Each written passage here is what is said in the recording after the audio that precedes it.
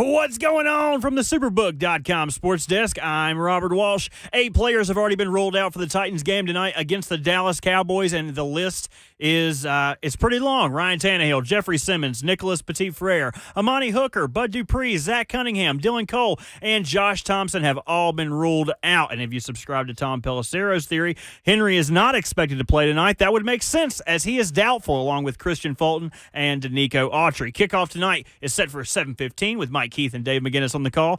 Thanks to Titans Radio. We had some great bowl games last night. Arkansas took down Kansas 55-53 in 3 overtimes, and my personal favorite, Oregon beat North Carolina 28-27. And in college basketball, the Vols, they squeak out a win as they open up SEC play 63-59, beating Ole Miss as Santiago Vescovi scored a game-high 22 points. For all your foundation repair and waterproofing needs, visit USSTN.com. Breaking news at once on your home for the Titans and the Vols. This is 104.5 The Zone.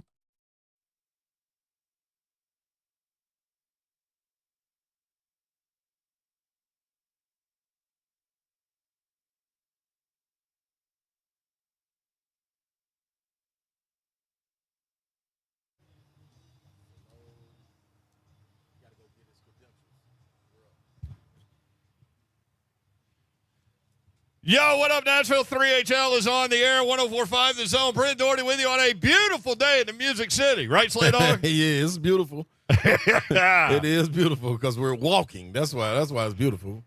Weather-wise. But guess what, though, this little rain ain't scaring nobody. And it's going to pass over. It's a little rain. Yeah, this is just to get everything just a little damp out there. You know what I mean? Give us an advantage. That's Titans. That's all. How come we haven't seen a rapper named Lil Rain? That's a good question. I'm telling you, man, Lil Rain could just own the strip clubs. Maybe Lil Rain, he sure could. Unless he get washed away trying to get to the strip club. Well, we're on to something. We're already on to something. It's early, baby. This is fully in the script for today's show. He is Ron Slay, ladies and gentlemen. I'm in the building. Yeah. We're going to stay right there with the natural one. You know what I'm saying? We're going to go back with the old school. I'm in the building. I'm in the building. Yeah, sometimes you just got to go natural, yo. All right. Yeah, you like that? Yeah, I do. So here's the situation. Yes. My parents went away on a week's vacation. Okay. No. We're just going to stay in rap mode today, I see. I'm telling you, it's going to be live today, man. It's going to be, what do the kids say, lit? No, it's that's going to what be we lit, said. yeah. Back in the day, that's not what the kids say. You feel me? We brought that. My kids all talk about, like, this show's going to be zesty. Whoa. Zesty is the word. That's the new word? Yeah. Oh, wow. And then look at Eggy Bop. Yes, it is. Eggy Bop. And then Eggy Bop is Jit. He's a legit. That's another one. That's Florida right there. Yeah. That's what Florida brings to you. So I'm coming around the city because I've got M and I follow directions. So you need to know this about me as you listen to 3HL 104.5 This Home. Brent Doherty, Ron say Brockhouse is live outside gate 1. Game day, baby. Kirby is here. Moses is here. Yeah. Eggy Bop is here. And there are a bunch of Cowboy fans around here. Yep. I saw some riding earlier. Yeah, and props to all the Titans fans that are already out here tailgating because, I'm not saying, anything can happen. That's why they play the game. But, Dallas could run away with this. This is correct. And we all know it. Yeah. But they're still out here in the rain. Support. Tailgating. That's what it's about, yo. They love their team, man. That's right. And, I'm not going to do anything to diminish that. But, so I follow my Waze app. Okay. If it sends me into a river, it sends me into a river. you on your way. Like Michael Scott in The Office. He ended up in a lake. And they were like, turn. It's like, no, the MapQuest thing says go straight. And he went into a lake. Like, that's me. So I go around the city, and I'm like, I call Slay Dogs. I'm like, Slay Dog. I'm going around, west of the city on toward Roselle Parks Boulevard. Mm-hmm. And you're like, man, I'm like, I'm sitting in traffic, bro. Yeah. And you're like, man, I saw that traffic, so I went through downtown Nashville. I'm fine. Yeah. I'm like, okay, well, you may start the show. I said, secondarily, what does the L stand for in Rosa L. Parks? I should know that. Yes, you should. She is a rather significant figure in American history. And you were like, I don't know, maybe her middle name. I'm like, yeah. I tried to help you. I'm like, Slay, I know it's her middle name. Come on, man. So guess what, though? All you letting the people know is don't use me as a lifeline. I'm gonna give you the most general answer. I think at the same time we both said, "I'll bet it's Louise." Yep.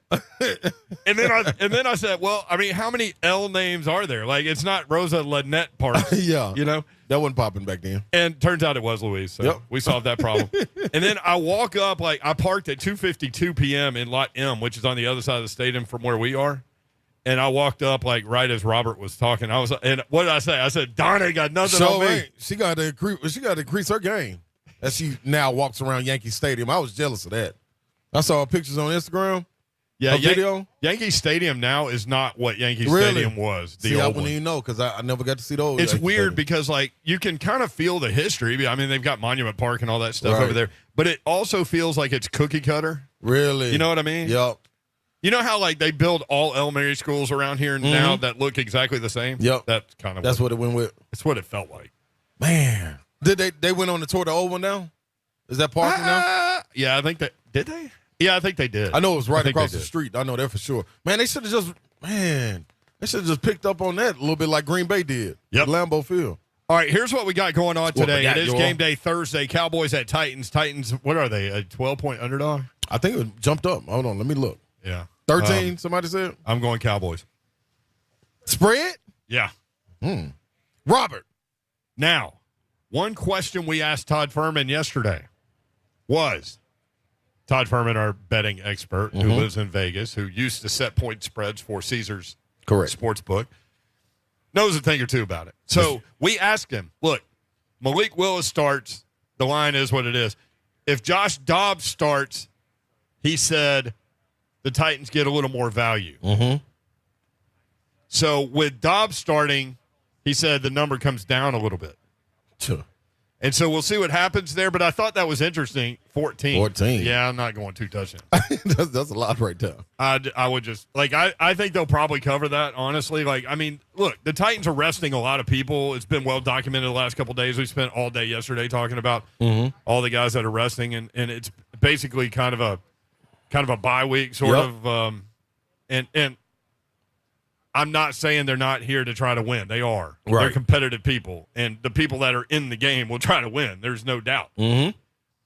But with the bodies that you're resting, and Derrick Henry doubtful, Danico Autry doubtful, Christian Fulton doubtful, in addition to all the players that are out, I think they're putting all of their eggs in next week's basket against the Jags, and I think that's what you should do. I do too. Why didn't you use my analogy? I said put all your marbles in a bag. I thought you said put all your balls in a sack. I mean, it's similar. But this is the thing, though. Like, I totally understand that, and I'm with that. I've been saying this for weeks.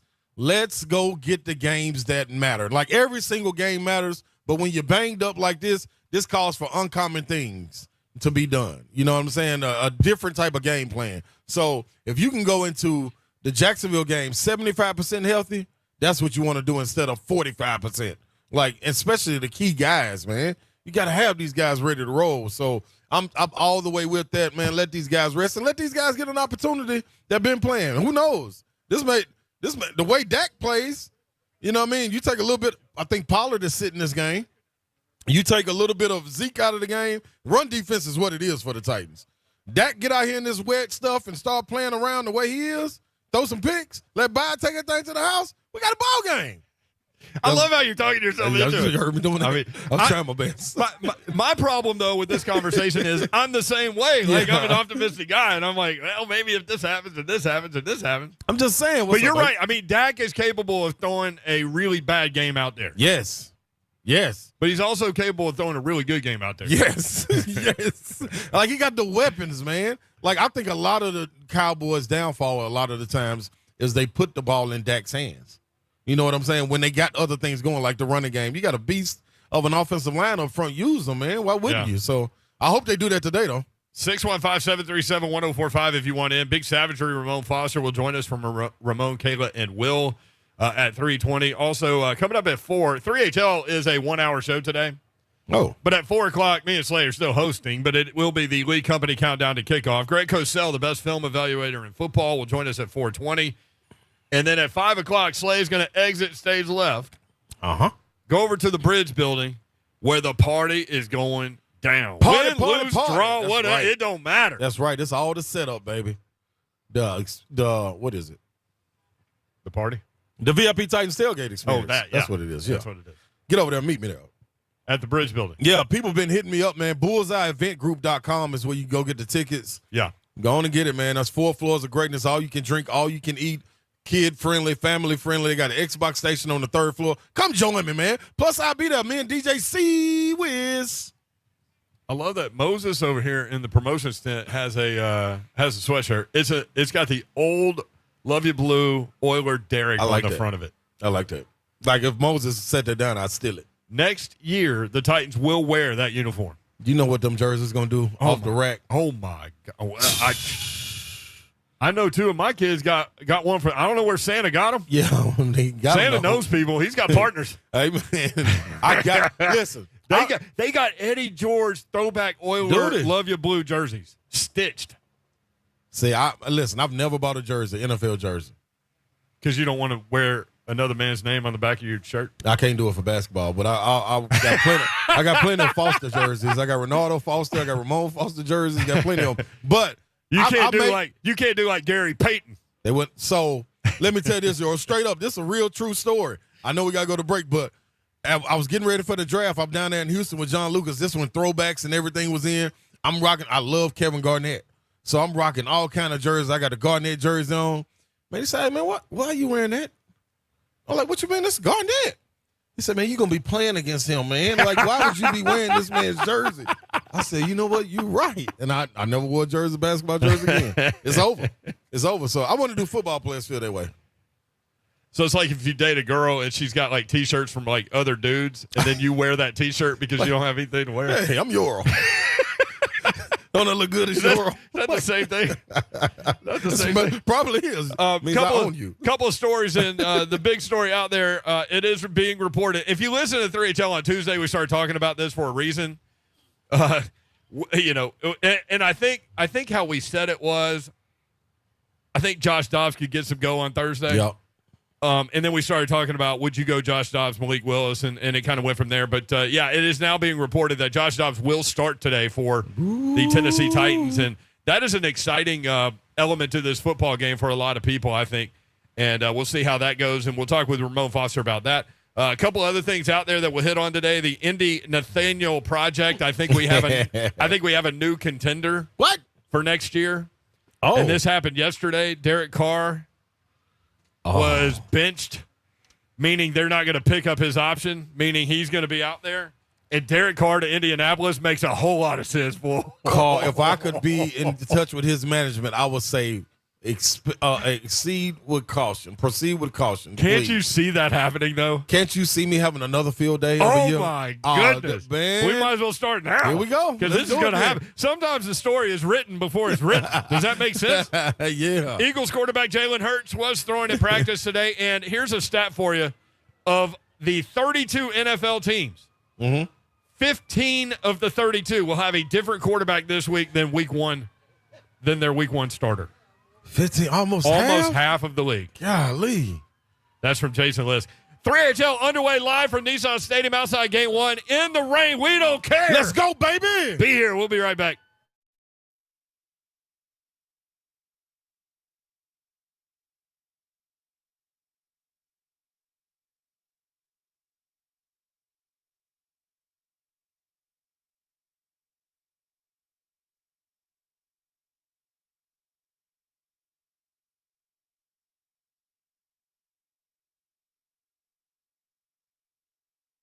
Yeah, people, that's the noise you want to hear. You hear them sirens in the background? That's what you want to hear when you hit the jackpot. That's right. Woo! That means you hit it, and you can do that with Superbook Sports, man. From Nashville to Knoxville and all around the country, you got plenty of things to bet on. First and foremost, you got to grab your phone and download the Superbook Sports app. If you can do that, then you can be halfway there. Visit Superbook.com is another way to get there. But after that's done, offering up to $1,000 bonus when you sign up, deposit, and wager in the same day. Your wager will be matched, people. That's free money. Who don't get it? I get it. You should get it too. Now, for the rest of the magic trick. After doing that, you now have Vegas in the palm of your hands. Have you ever held a city in your hands, people. You could do that if you get Superbook Sports. You got the Orange Bowl going down tomorrow. You got the game going on today, man. You got 14-point spread, man. Who you taking, Titans or Cowboys? What you going to do? Get in the extra right now with Superbook Sports. Visit superbook.com for terms and conditions. Gambling problem, call 1-800-889-9789. Book it. Want to tell you about my friends at Brentwood Jewelry, and we have headed past Christmas. Hopefully you took my advice and went and saw my friends at Brentwood Jewelry and took care of your loved one for Christmas. Guess what's coming up? Valentine's Day. I mean, it's coming up. Here goes Slay talking about all the holidays for the women. And it's coming, whether you're ready or not. Brentwood Jewelry can help you out. 7012 Church Street in the heart of Brentwood, just off Franklin Road. They have new hours for 2023. Starting January 2nd, Brentwood Jewelry will be closed on Sunday and Monday, so they can spend more time with their family in the coming year. They are still open regular hours Tuesday through Friday from 9 a.m. until 6 p.m. and Saturdays from 9 until 4. Always a phone call away or a click at BrentwoodJewelry.com. It is time for the perfect proposal, and Brentwood Jewelry is here to help you pop the question. Let them help you take the stress out of selecting the perfect engagement ring. Maybe you've been thinking about it for a long time, and maybe now is the time. You can see my friends at Brentwood Jewelry. They can help you find a beautiful ring in your ideal budget. Browse their incredible selection of one-of-a-kind rings or talk with their custom design specialists to create a stunning ring as remarkable as your loved one. Did you know that 1 in 4 men involves their partner when purchasing an engagement ring, and nearly a third of the women say they would prefer to help pick it out? If you're thinking about getting engaged, our friends at Brentwood Jewelry would like to help you out. Check them out in Brentwood, 7012 Church Street, located in the heart of Brentwood, just off Franklin Road. Exceptional style, exceptional deals every day. For more than 50 years, visit BrentwoodJewelry.com.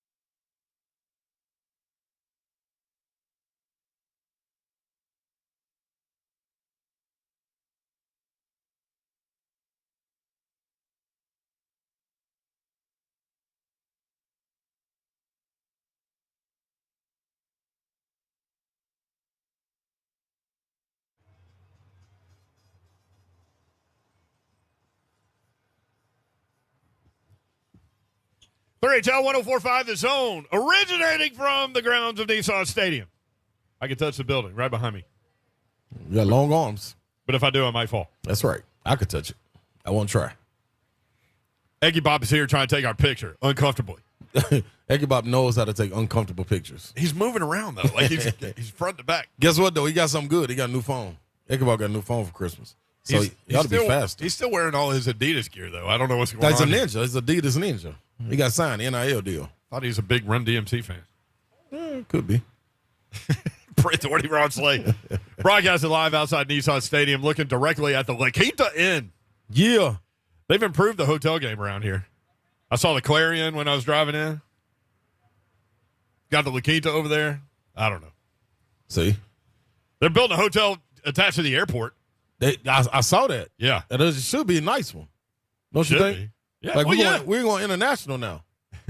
Yeah, we're big boy airport now. Bigger than Too Short. Too Short don't win nationwide. That's right. We're going international. Too Short, baby, coming straight from Oakland. By the way, Southwest, 2,430 flights did not hit the air today. Boy, they 24 of 30? 2,430. 2,430 flights did not take off today.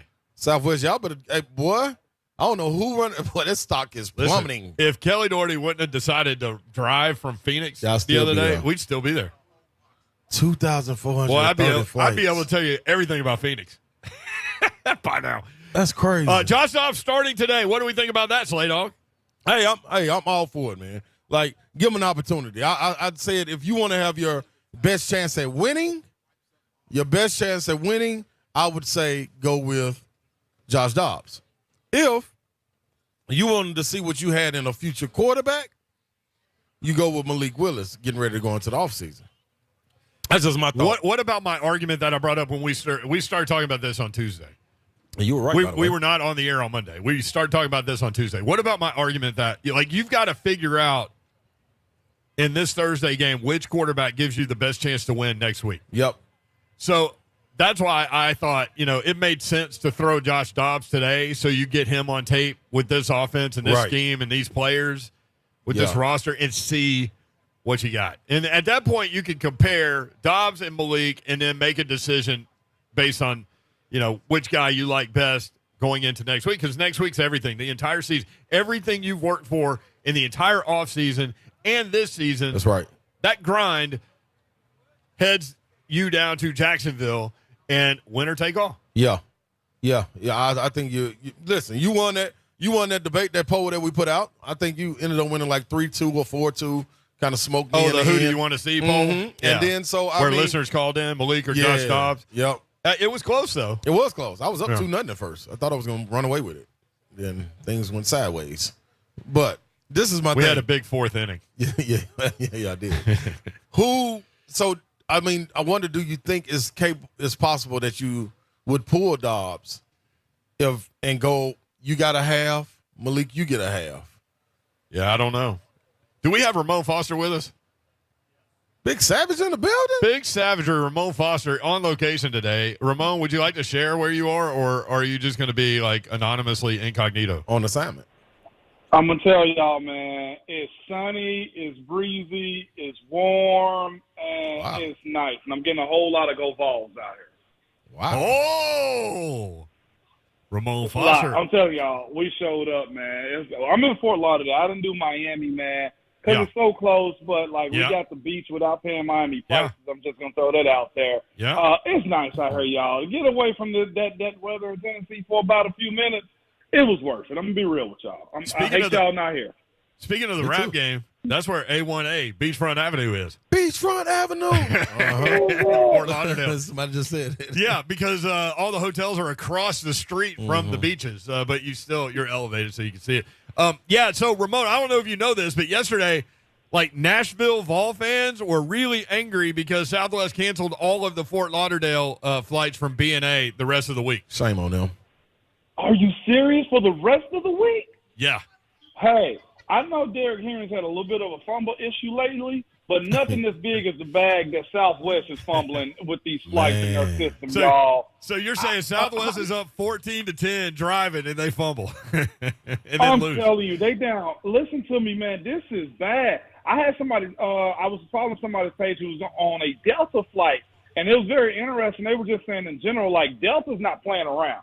They needed somebody to get off the plane. They offered them $1,500 in gift cards, not credit, not flight credit. They said $1,500 gift card, plus they're going to book you the next morning guaranteed. Listen to me, y'all. I don't care how much bread you got. I'm taking that doggone $1,500 gift card. You hear me? Yeah. Delta is not playing around with y'all out here. Meanwhile, Southwest is fumbling. I know. Oh, my God. It's hard because, man, so I love flying Southwest, and they're going to take a hit on this. It's tough as a company, and they're dealing with it as best as they can, you know. But, man, I hope they're able to pull through because I really like the business model, honestly. Me too. I'll say this.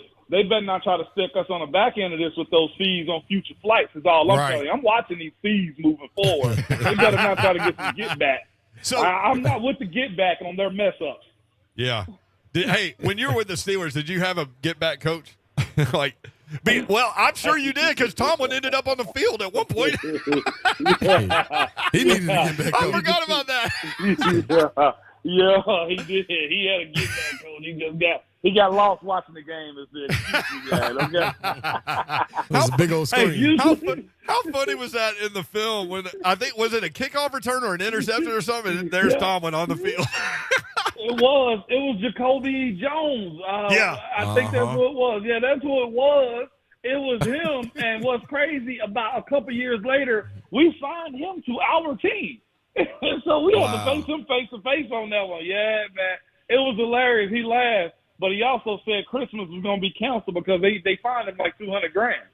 Ooh, wait, they wasn't playing with y'all. No, goodness gracious! Just for a little trip, golly, he didn't know no better. Yeah, he said he was watching the big screen. He wasn't aware of his surroundings, man. Yeah. I feel him. I watch the games too sometimes. I mean, who was it the other day that ended up on the field during an interception and threw a block? Yeah, came up to who was? But man, who was the ball? It was a ball that did it. It was a ball that did it. Yeah, man. God, it was what's Darrell Taylor. Darrell Taylor. Yeah, it was Darrell Taylor. Yeah, he ran out there on the field and got in the play. To be fair, though, he thought the play was over and he was just coming out there to celebrate with his guys. But it wasn't. But the play wasn't over. Here goes the ball carrier. So, hey, if you're on the field, throw a block. Man, be a teammate. Involved. Hey, he ain't as bad as that Miami or was the Jets coach that was just tripping people. Y'all remember him? Yeah. He was just sticking his knee out. He did it like 4 times. Yeah, who was the guy that played at Duke that did it all the time? Grayson Allen. Grayson Allen, yeah. Boy, he was tripping people. Yeah, he had a doing a little bit situation more than last tripping. night. Did he? Yeah, he had a couple situations. He got pushed into a guy, and he carried his push into the players. And then there was a situation where he was slowing down last night against somebody. Yeah. And he gave a little nudge. Grayson got a he know he know what to do. But you need those guys, too, on your team every once in a while, too, y'all. You got to have them until they lose control. You're exactly right. I tell you Tripping what, dudes. the Titans need a few of them players tonight. I don't know who they is to agitate the Cowboys, but, boy, they better find them a Grayson Allen. No, you guys have said that for a long time. Like, you need a dog out there. Like, you need a guy that's on the edge. And that you just don't know what's going to happen. you don't, because the thing is, to his teammates, you love him. He's probably the best teammate ever. He going, man, yes, sir. He gonna bring the weight room with him. When he talk, you listen because he play with an edge. You need a few of those guys out there that's just going to go off because everybody plays the sport a certain type of way, but there is a sense of lawlessness that we all try to stay within the box. And that guy goes outside the box so much that you just say, you know what, if he's doing it, I got to be okay with it too. So, you do kind of need those.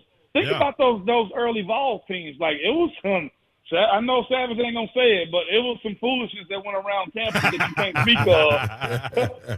Yeah, hey, Bruce Burrow had a ton of them. Yeah. So did Coach Green. I ain't going to say nothing. Yeah, you need like a Vontaze Perfect, don't you? You do. You just – his teammates love them, but it can create a few 15-yarders that you just got to deal with, though. Yeah, that's right. Yeah. That's right. So before we get into the Titans, real quick, so you're down in the Miami area. What's the vibe like down there in advance of the Orange Bowl coming up tomorrow? Seriously, it's really good, man. from my understanding, guys around the team, close to the team, Duvall's down here, like those guys are locked in. Joe is just kind of doing his thing, man, and it really is honestly a true test for the squad, for Heupel, and also just for this team moving forward. Like a lot kind of hangs on this. I saw David Oven kind of put out an article earlier today speaking about how, you know, Clemson closed Tennessee's window. And you say to yourself, how? And Savage, what is the one thing we've kind of always said as of late? Like when Tennessee's good, they go into Carolinas and they go recruit. If you look at what Clemson's done as of late, Clemson really did close that window of like shutting down the Carolinas, hitting Georgia, even coming into East Tennessee and Nashville and getting a lot of players. So this game, I think, may be one of the most important bowl games besides the college football playoffs, simply because so much hinges, like so much is at bay when it comes down to how good or bad or mediocre your team is for years to come. Yeah, and you use these games kind of like spring practice as far as when you get the gathering. I ain't talking about the team, but as far as the guys gathering, have you ran into any teammates, former teammates and things down there, man? What's that vibe like? Well, Rob and I and his family are having dinner tonight. Rob Ayers. There's a few other guys that was talking about coming down for the game. And even some guys that I didn't even play with, man, are around and about that we're planning on linking up, man, for this weekend. Zach Fulton of VFL, he said he's going to be down here. I saw Jabari Davis, he's down here. So there's a big VFL following in the South Florida area because that's what we do, too. We recruit everywhere at Tennessee. Yeah. So this is huge. And I think a lot of people mindset, which is why a lot of folks in Nashville are upset, like this is the biggest game we've had since when? I mean, it's something to have some significance. This is a big one. Even I said it, look, we're in Miami, we're going. And I made a commitment to it, and here we are. And you look at that, man, and you say, going into the offseason with all the hoopla as far as the recruiting and things go, you would love to have something to build on. So that's why I think another reason this win will mean so much. You agree? It will, man, because this kind of springboards you for a lot of other things moving forward, like the guys that you brought in, like how real is it? Because I'm sure a lot of those guys were recruited by Clemson and, you know, UT, Tennessee had to fight off some of those other big schools that have had stronger names for, you know, way longer than we have. Like, how real is it? The way I look at this game coming up on Friday is, look, if we compete hard, then we stay in the show. It can't be one-sided as far as them beating us. You know what I'm saying? And they got a freshman quarterback they're high on. And we got a guy in Joe Milton that was benched last year. And our Heisman, our Heisman candidate quarterback is out. There's a lot around it, but I will say this. I love the fact that Hendon is here. I love the fact that Hyatt is here. I love the fact that Byron is going to play again. Like, there's a lot of things that surround us to kind of say, win, lose, or draw, I think they're going to be fine. But, yeah, there's a lot that kind of lays on this weekend, man. Let me ask you this, switching back to the NFL for a second.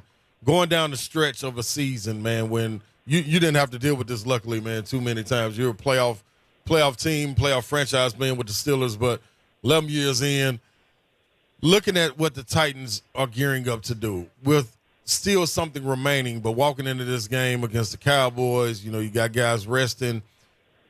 What do you look around the locker room and like, what's your thought process? Is it more of a, hey, man, they may be kind of, you know, giving up a little bit, or is it, man, we putting all our marbles in one bag. We're going down there next week to get something done. Everybody get healthy. Use this game, new guys, for an audition. Outside of that, let's come out of this game healthy and let's add to it, getting ready to go to Jacksonville. Man, this is I'll say this. There's been a lot of scrutiny about, of course, a lot of just offensive line. I'll start there first with them. Yeah. Just looking at this game, I'm saying to myself, Brew, he's the veteran senior guy on this offensive line tonight. And him, I'd be looking around like, dang, where my guys at? That does account for something. And I'd also build the mindset like, just look, don't show no weakness, don't show no fear. Like, you are the unheralded leader almost of the offense in a sense with as much as he's played. So he got to be the guy to just kind of bring everybody else along with him, no matter if Robert Woods is out there and he's older than him, like, because it's got to start there. Dallas got one of the best defensive fronts of all in the NFL. So if they shrink and go into their turtle shell, man, it's gonna be a long night, man. They can't pack it in either for the other guys, though, Savage and Mayer, simply because, man, this is an audition. I know a lot of people joke around like this feels like preseason football. Well, no, it ain't. It's regular season ball. They gotta go show calls for why they're pros. And that's the one thing that I kind of say, like, I've been in those positions where I've been surrounded by a guy to my right and a guy to my left who was super young and inexperienced, and I had to drag them along for me. You can't pack this up because the season is all about momentum, man, and it'll be great to at least compete against these Cowboys tonight and carry it on down to Jacksonville. This is it's a tough outlook, but that's what the game is. Everybody is begging, clawing, crying, bleeding for this opportunity, and a lot of guys tonight is getting that opportunity, including Joshua Dobbs. Great stuff, Savage. Appreciate you, man. Have fun down there in South Florida. I'll say this, for about a quarter, y'all, it wouldn't shock me if the Titans played close, because it's a team that's filled with guys nobody's seen on film. And because of those reasons in football, you don't know how to approach them. So I can kind of expect the Cowboys to be teetering a little bit, trying to figure out how they kind of go and attack this team. I'd probably bet a first quarter if I was somebody being smart tonight. Is all I'm saying. Yeah, that's an interesting point. So you play it straight up till you figure out what they're doing? Yep, 100%. Yep. All right. Stay safe down there. Represent, Savage. Represent down there, baby. Whoa, I got so much orange with me, man. Y'all ought to see me. Y'all be proud. Ramon Foster. At Ramon Foster on Twitter. Ramon, Kayla, and Will. Later, 6 to 10 weekday mornings. Kayla, by the way, will be here from 5 until 6 with me and Buck Rising. So we've never done that show before. So that ought to be fun. It will. Yeah. We started a little text strand this morning. BKB. Just came up with that. Pretty good. I reached in the bag for that one. Pretty good. Louise. I reached deep for that one. Rosa Louise Parks. That'll work with me. News on Ryan Tannehill with regard to his injury. We got that for you next. 3HL 1045 this hour.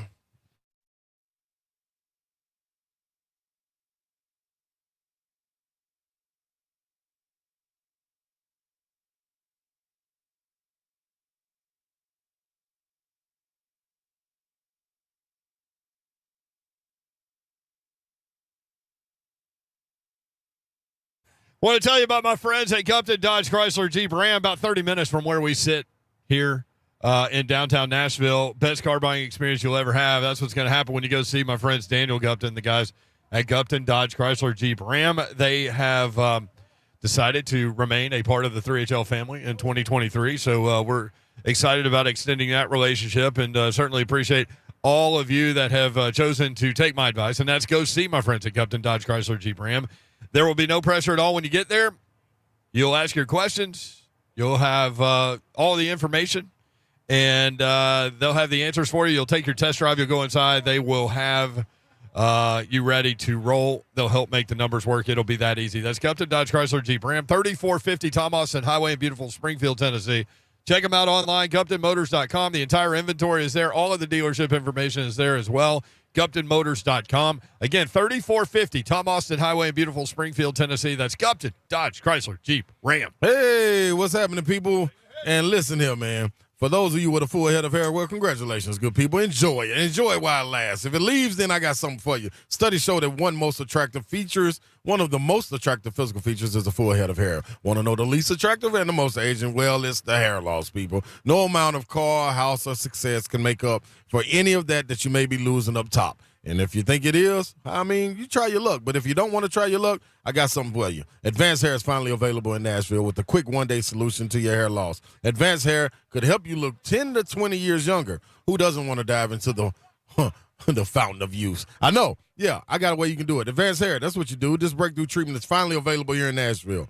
Did I mention? Your own natural hair begins to regrow the very next day, people. Call 629-348-HAIR for your free consultation and get $500 off. 629-348-HAIR or advancedhair.com.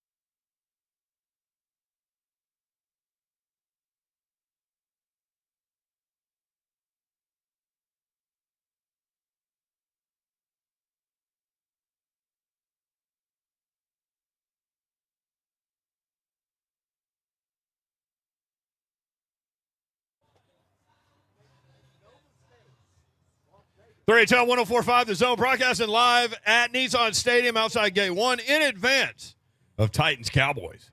Cowboys a 14-point favorite in this game. Mm-hmm. And a big part of that is the fact that the Titans are resting a lot of people. Yes. And they have made additional moves. Now. So the Titans have placed on injured reserve now. Make it worse, y'all. Linebacker Zach Cunningham. Okay. Outside linebacker Bud Dupree. Okay. And quarterback Ryan Tannehill. So you're telling me it's not a chance? So what does that mean, you might ask? Well, that's what I want to know. It means that Ryan Tannehill, for example, would be out until the AFC Championship game if they got there. So it's not. It doesn't erase. It doesn't erase once you get to the I think they can bring one guy back. Really? Still, I think. I'll ask Buck that question at 5 o'clock, the Titans reporter for 104.5 The Zone. So they would have to make it to the AFC Championship game for Ryan Tannehill to play. I mean, because it's 4 games. What's the percentage of them making it, though? 0.3. It's a chance. I mean, it is one chance. You like that 0.3? You agree with the 0.3? I don't know if I want to bet on it, but under 0.3? Yeah. That's tough. That's tough. Should it be 1.2?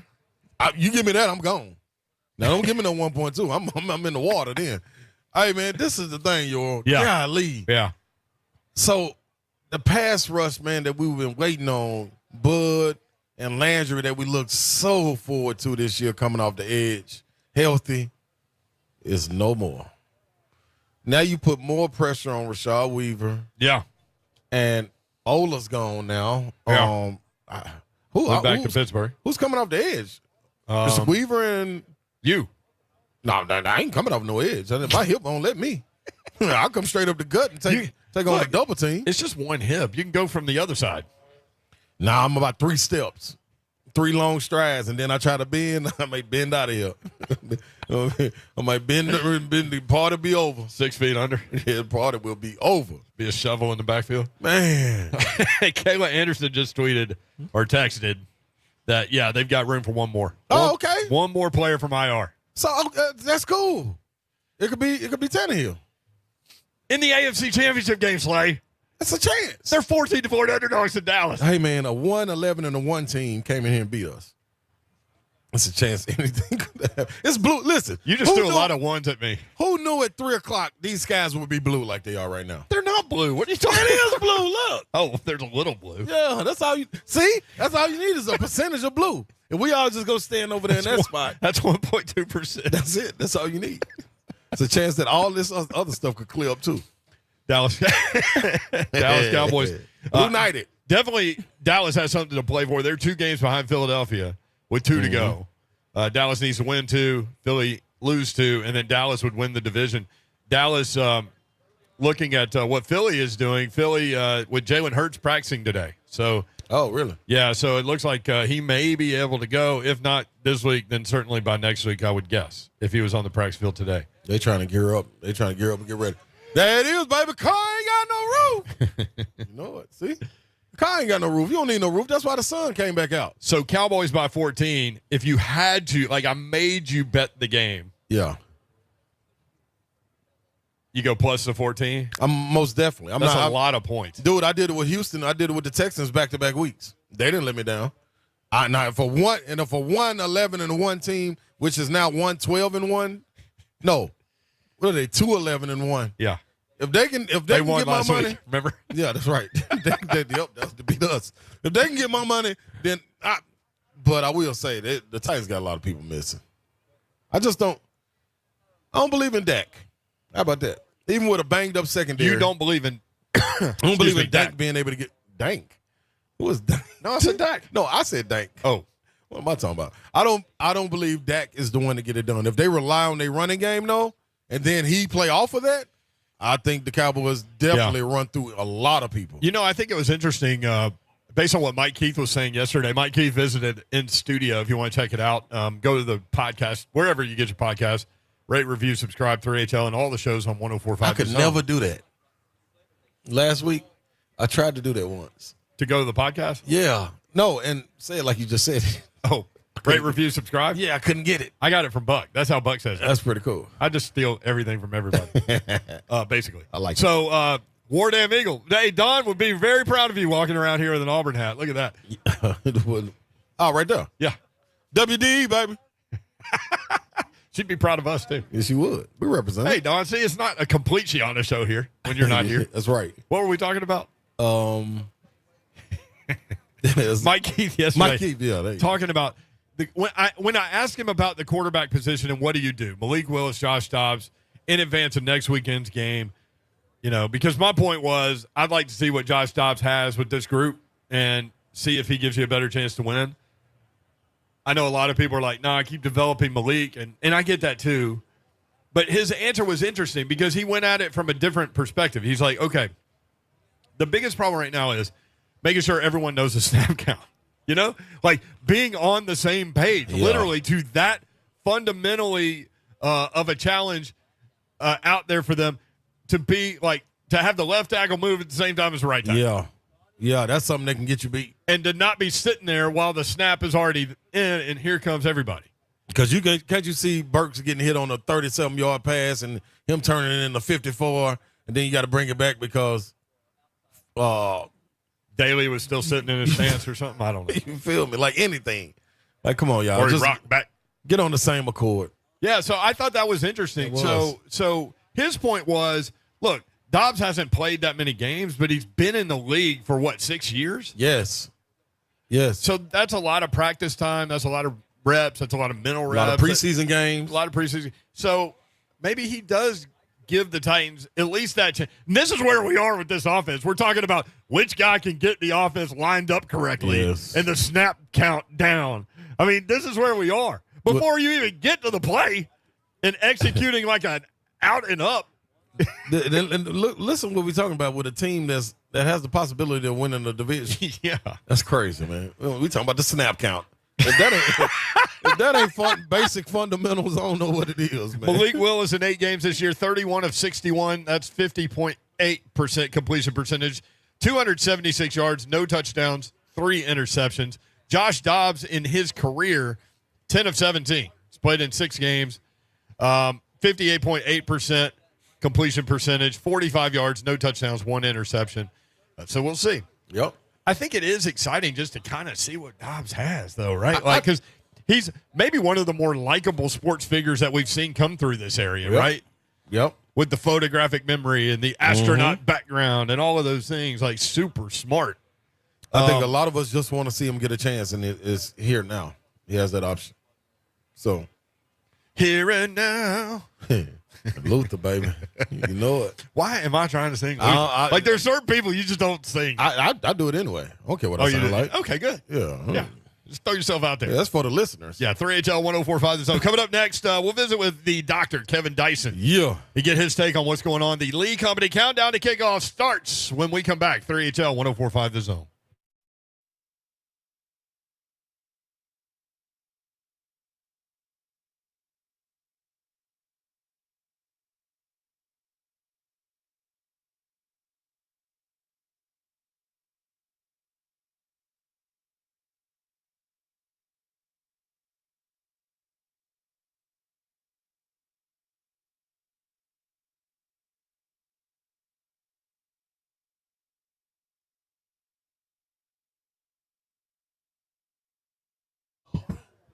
I want to tell you about my friends at Accurate Mortgage. Rates have come down a bit recently, though they are still higher than they were a year ago. But you know what else has gone up? Interest rates on credit cards and HELOCs.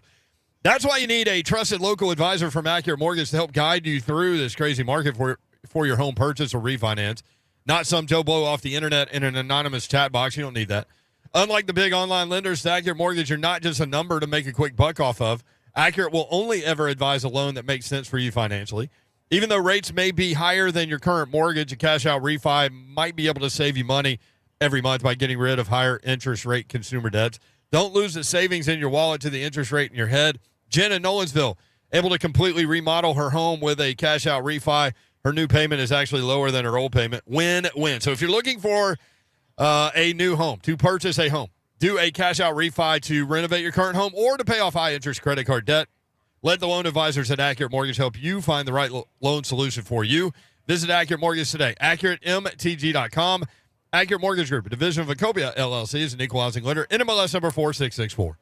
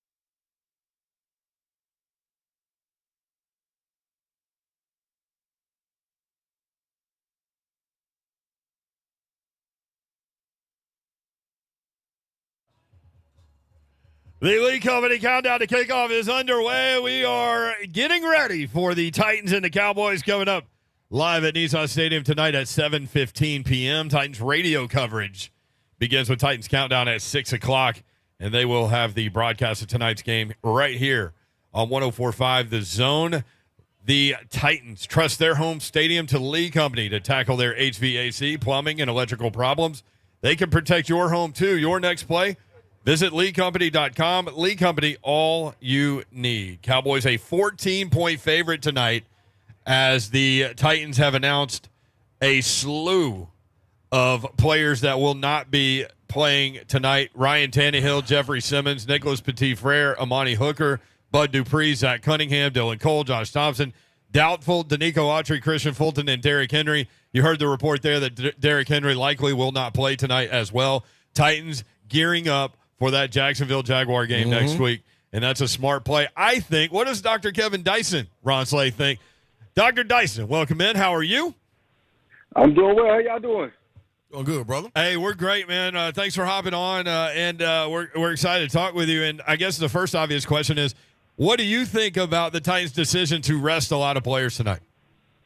You know, man, I think it's putting all your chips in and betting on yourself for that last game, that last stretch against Jacksonville at this point, making sure you have all your pieces at your disposal that last game, because that's the one that truly mattered whether Jacksonville does this weekend or not. So it's, you're putting all your chips in.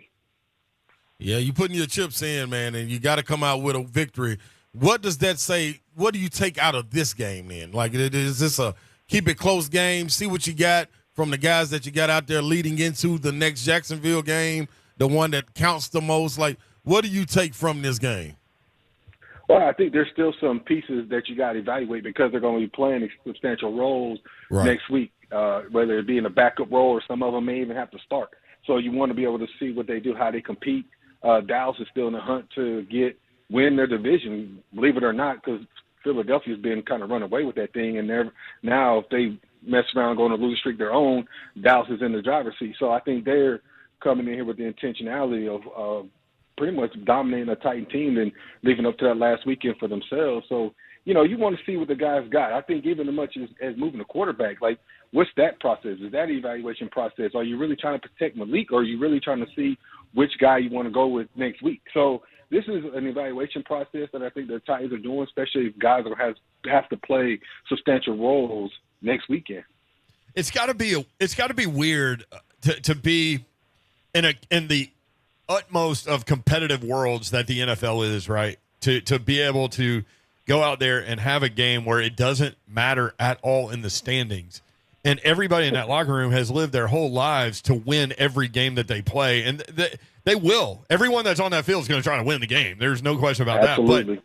But it's a weird situation when you know that today just doesn't matter in terms of playoffs. But next week does. So yeah. I think you're right in terms of, like, they've got to figure out which quarterback gives them the best chance to win next weekend. And I think ultimately that's why you're going to see Dobbs tonight. I think so, too. I think you got to be able to evaluate him. And everything you heard about him, he's a quick study, right, that he's able to pick up things fast. And if that's going to be the case, you want to be able to evaluate that and see, can he provide an opportunity for us to win against Jacksonville? And this is the whole thing with the evaluation process and not counting. I'm going to tell you what, people are still playing for jobs, regardless of record implications or playoff implications or what have you. Guys are playing for potential jobs, whether it be with the Titans or the 31 other teams in the National Football League. So they're going to go out there to compete.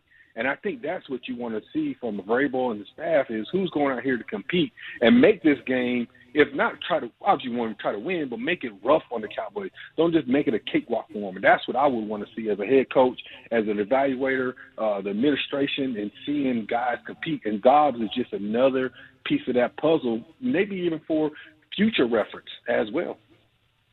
Dice, let me ask you this, man. You get a new quarterback coming into a situation. I know when you relate it to basketball, I've had my point guard miss a game, and I would tell whoever the backup is, listen, man, in order to do this job well, all you got to do is just get me the ball. I'm going to take care of everything for you. You ain't going to have no turnovers or nothing. I'm going to just get me the ball. So as a receiver, a new quarterback walking in, what do you tell the new quarterback coming into this situation, knowing you haven't played any snaps with him?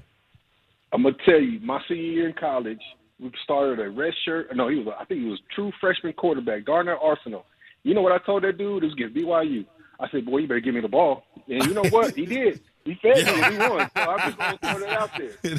It works. It works, KD. Sometimes that's what it takes, huh? Yeah, that's what it's about, man. When it works, it works. I mean, why would you stray away from it? Right. And, still, I don't know if they've released yet whether Derrick Henry's playing or not. I haven't checked that out in the last little bit. But if he's playing, you would think that's going to be a major significant impact on what happens with Dobbs or not. But if he's not, then who is that guy? Who is that guy that goes to him and says, man, feed me, I got you? Is it Traylon? Who is it? Like, who is going to be that guy that says, I got your back, homie, let's go to work? So, because we haven't necessarily seen that all year long anyway, except for Derrick Henry when he's been hot. So, that remains to be seen. But there might be some good to that, too, that he doesn't have to have a one guy. He can just go out there and play free. He's playing with house money at this point, right? He just got picked up late in the year. He doesn't know the whole offense yet, and he can go out there and spread the wealth. So that might be some beauty to that as well. Kevin Dyson with us, the good doctor at KT Dyson 87. So speaking of Derrick Henry, the reports are, KD, that it doesn't look like Derrick Henry's going to go tonight, which I don't think is a big surprise to anybody, really.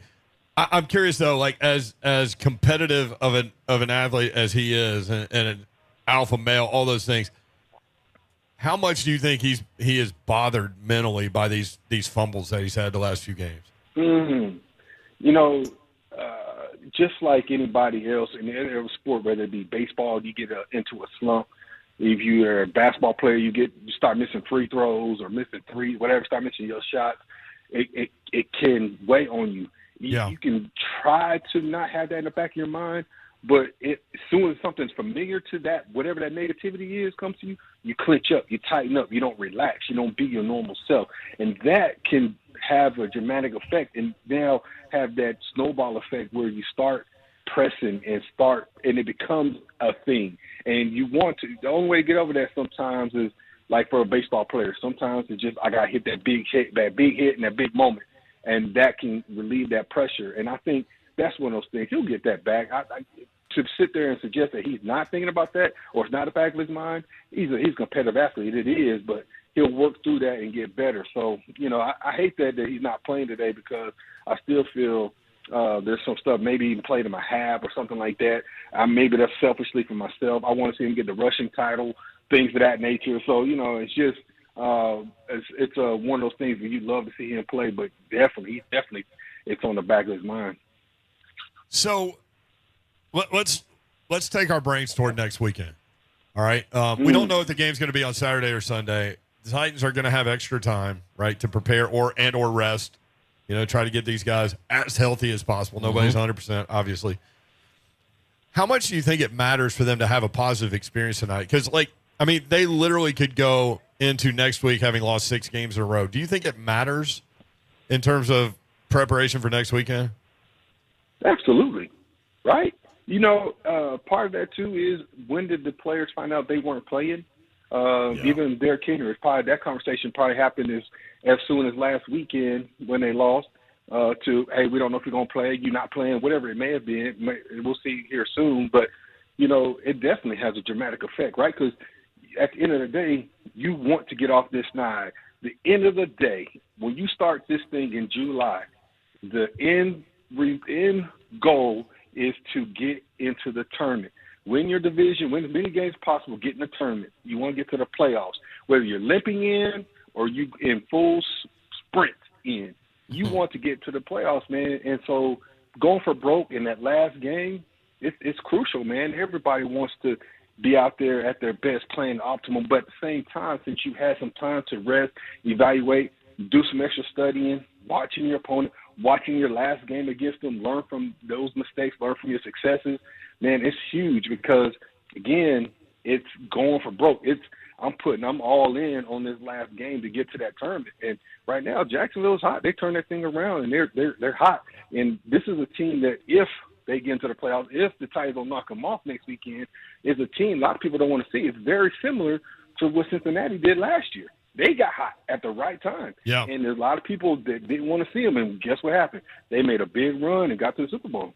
Boy, that is a great Sure comparison. is. You know, Mike Heath told us yesterday, and I didn't think about this. He's, because we were talking about the level of play that Danico Autry put out there last week, coming off injury. Don't know if he'll go tonight, coming off a short week and all that stuff. But he didn't play in the Jacksonville game earlier, so that's a guy that next weekend could have a huge impact on whether the Titans win or lose. Man, absolutely. You see the game he had last week? Oh, my he was gosh. all over the place. So he is a difference maker. And, giving Jeff a week off to rest up and be healthy, because he has looked a little bit, I don't want to say sluggish. He's been playing a lot. He's taking a lot of double teams. He's had the brunt of all the injuries basically go back to him, because he was the man. Like, he had nobody. I won't say he had no help, because guys been playing well this year.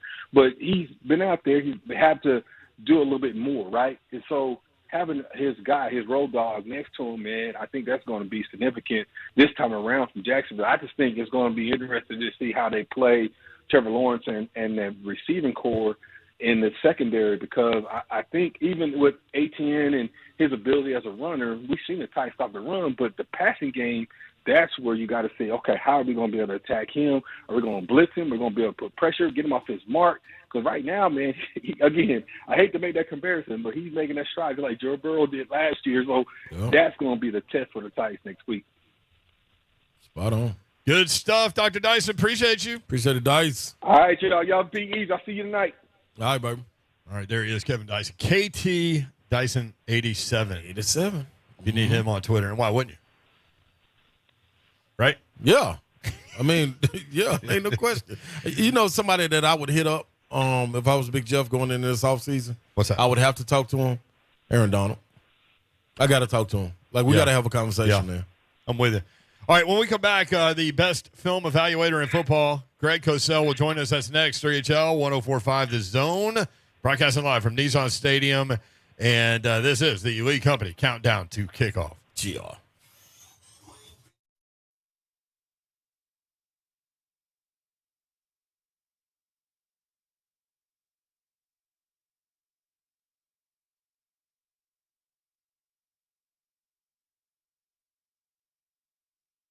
All right, good people, listen up to me now, man. I got something for you. If you're shopping for pre-owned vehicles in the last year, then you know the prices have skyrocketed.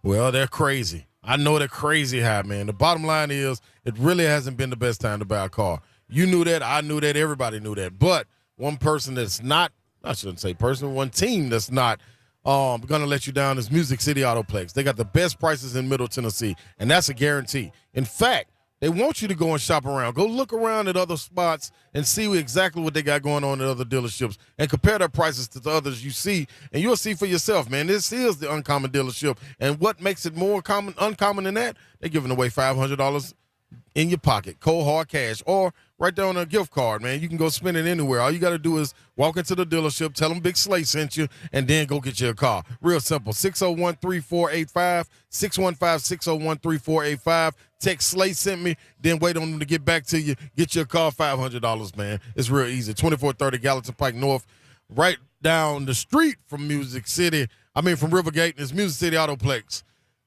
Go get your car.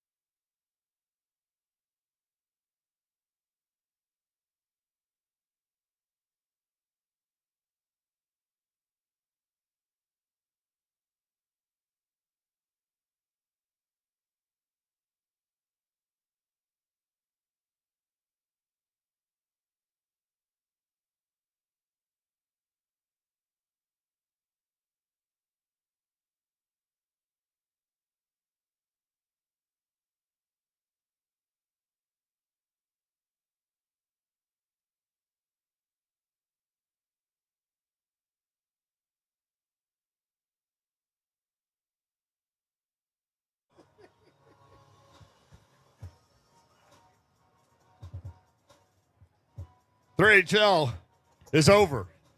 This is the Lee Company countdown to kickoff. Lee Company, all you need, visit them online, leecompany.com. Talking through this Cowboys-Titans matchup coming up tonight, 7:15 kickoff. There are a lot of Cowboy fans here. Yes, it is, man. Hey, what's happening, baby? America's team well represented. But the Titans in the building, baby. We holding it down. You know what's funny, though, is I see a lot of the blue Cowboys jerseys. And when I was a kid growing up, like, again, like when you lived in a market that didn't have an NFL franchise, you typically chose the Steelers or the Cowboys because they were on TV every week. Right. And so I like the Cowboys, and I remember thinking anytime the Cowboys wear blue, they're going to lose. Oh, really? Yeah. Well, guess what? What you say you see? What color you see a lot of? I see a lot of Cowboys fans wearing the blue, so maybe they've gotten past Kurt that. said it's true. No, it's true. Yeah. Back in the 70s and 80s, they tried not to wear blue. You're right. Greg Cosell joins us, the best film evaluator in football. Greg, what's up? How are you? Mr. Cosell. Well, we'll work on getting Greg Cosell into the mix. But the Cowboys still in a race for the division title. 2 games behind the Eagles with 2 to go. But Jalen Hurts is hurting at quarterback, obviously. And he did practice today. So there is that. Do we have Greg Cosell back with us? I can see him. He just can't hear us, I think is what it is. Jay Smiley is working on us. On it. You can hit us up on Twitter at 3HL1045, at 3HL1045. Had some questions about what number Josh Dobbs will wear tonight. I think it's 11, right? Is he going to get A.J. Brown? I think it's 11. That's pretty cool. Well, I think he gets his own number. Oh, well, yeah, that's right. It's true. Yeah. That's well, for franchise sake. Yeah. Just say it's A.J. Brown. So the big thing tonight, again, is the Titans' decision to give some people some time to try their best to heal up. Nobody's 100%. There are a lot of guys that are far from it, that are playing and trying to play and things like that, but maybe get a little more time tonight. You've been lobbying for that for a few guys for a while. Yeah, and I always think, man, like this isn't strange to our foreign land to basketball players. You know what I'm saying? When you're gearing up, getting ready to go for or try to get them playoff stretch, or when you have games that matter, especially playing overseas, man, when you have the opportunity to play a team that's in your division and, you know, gain some ground on them, you want to go into that game healthy. So you'll rest, and it's okay, especially if you got something that matters more than that going into the next week. But, you know, I think, Popovich started it a while back when Miami, he rested people getting ready to go into the playoffs. They were PO'd at him, boy. He put Duncan, Ginobili, and Parker back on the plane, didn't even sit and watch the game. They went straight back to San Antonio. So welcome to the basketball world, NFL. I would say that. Facility managers need a reliable partner for their HVAC, plumbing, and electrical needs. They trust Lee Company's 24/7 service and their team of experts. Your next play, visit leecompany.com. Lee Company, all you need. Greg Cosell joins us now from NFL Films. Greg, what's up? How are you? Gentlemen, what's going on today? What's up, Greg? Oh, a little football game. We're broadcasting live outside Nissan Stadium, and we see a lot of Cowboys jerseys here. And they and your Philadelphia Eagles still battling with a couple of games to go. Dallas has to win both. Philly has to lose both. But still a lot out there for the Cowboys. What do you think about the Dallas Cowboys in general terms? I think they're a good team. I think they have a professional quarterback who knows how to play the position. The one thing I think they lack overall, even though they score a lot of points, and that's a tribute, I think, to the quarterback and what they do offensively, is they do not have great weapons. And, you know, that's one thing that shows up at times.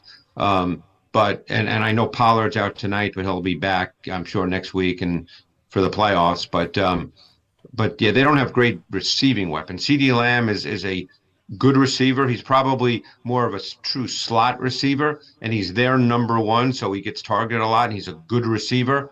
I wouldn't put him in the category of the Justin Jeffersons and the Devontae Adams of the world, but he's a good receiver.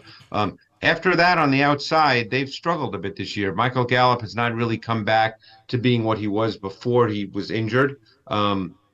And they don't really have a true number three that you know is a meaningful weapon. It's why they drafted Jalen Tolbert from South Alabama, but he hasn't really been able to do much this year, so they play Noah Brown. Tight end position, I think Schultz, again, he's their tight end, so he gets targeted, but he's not a top 4 or 5 tight end type in the league with his physical traits. So, but Dak he understands how to work an offense. He understands how to go through progressions. He knows where the ball should go. He's aggressive when he needs to be. He's just a good NFL quarterback. And you're looking at a good NFL quarterback, but always you got to have somebody in front of you. What about that offensive line the Cowboys hold? Yeah, I think it's solid. Tyron Smith has been back the last 2 weeks. He's been playing right tackle because they did not want to move Tyler Smith, the rookie, who's gotten better as the season has progressed. They did not want to move him from his left tackle position. So Smith has played right tackle. This past week, he played every snap at right tackle. I imagine he'll do the same tonight, barring injury. They still have Zach Martin. So I think they have a solid offensive line. And that's, obviously that's a really good place to start, as you guys know. Or don't know. Yeah. Wait, are you saying that the Titans have had problems in the offensive line this year, Greg? It shows up, once in a while. Yes, I would say so. Usually on Sundays, huh? Yeah. As of late Saturdays. And maybe on Thursdays. You never, I guess you never know. Yeah. Very true. I guess a lot of people that like pass rush might be anxious to see Micah Parsons going against Daly tonight. Yeah. I don't. He's going to need help over there, Greg. Yeah, Daly's been having a really rough time. He had a really bad game this past week. It really puts their pass game in a bind because they really have to help both tackles. Now, I guess Petit Frere's out tonight, correct? Yep. So it'll be LaRaven Clark playing right tackle. So they need to help both tackles. Daly really, he had a tough game last week. He's had a tough year. If you're being honest based on tape, and that's the only way I do it, as you guys know, he's a major liability in pass protection, in one-on-one protection. It's been an issue all season. It certainly showed up versus the Texans on far too many snaps. He's going up against a number of individuals tonight, including Micah Parsons. They're going to need to help him when they want to throw the ball. I guess I would ask you guys, because I was surprised to see it today, why is Josh Dobbs starting tonight? I don't know. The only thing that I can think of, Greg, is obviously next week means everything. And you kind of have a book of film on Malik, so maybe they want to see Josh Dobbs with this personnel and this system, and then maybe make a decision as to which guy gives them the best chance to win next week. I don't know. That's just logically in my head where I go with it. Obviously it's an indictment of Malik Willis at this point in time. Because if he's the guy you feel good about as you go forward, then you want him to get as many reps as possible because he needs reps badly. Because at this point in time, he's not really ready and he needs reps. And given that tonight's game doesn't mean anything for them, I was surprised that he would not be getting reps tonight. But obviously, I'm not in the building. I don't know what goes on. So they've decided that Josh Dobbs is the guy they want to play. So if Josh Dobbs shows reasonably well, I guess he could be the quarterback next week.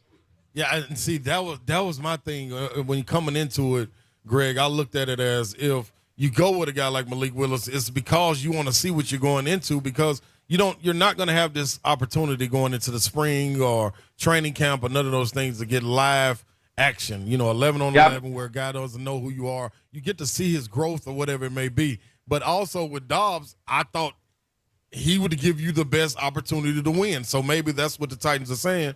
We don't need to see what we got in him. We want to see what we got in order to win next week. Yeah, and the bottom line is they want to get in the playoffs, and they're not concerned right now about next year or the offseason. They want to win. Ideally, they'd love to win tonight, but the key certainly is next week, and they need to play the players they believe give them the best chance to win next week. So what have you seen from Malik Willis at this point, pluses, minuses? I'm going to tell you what the tape shows, and the tape shows that there are really not pluses. There's things he significantly needs to work on.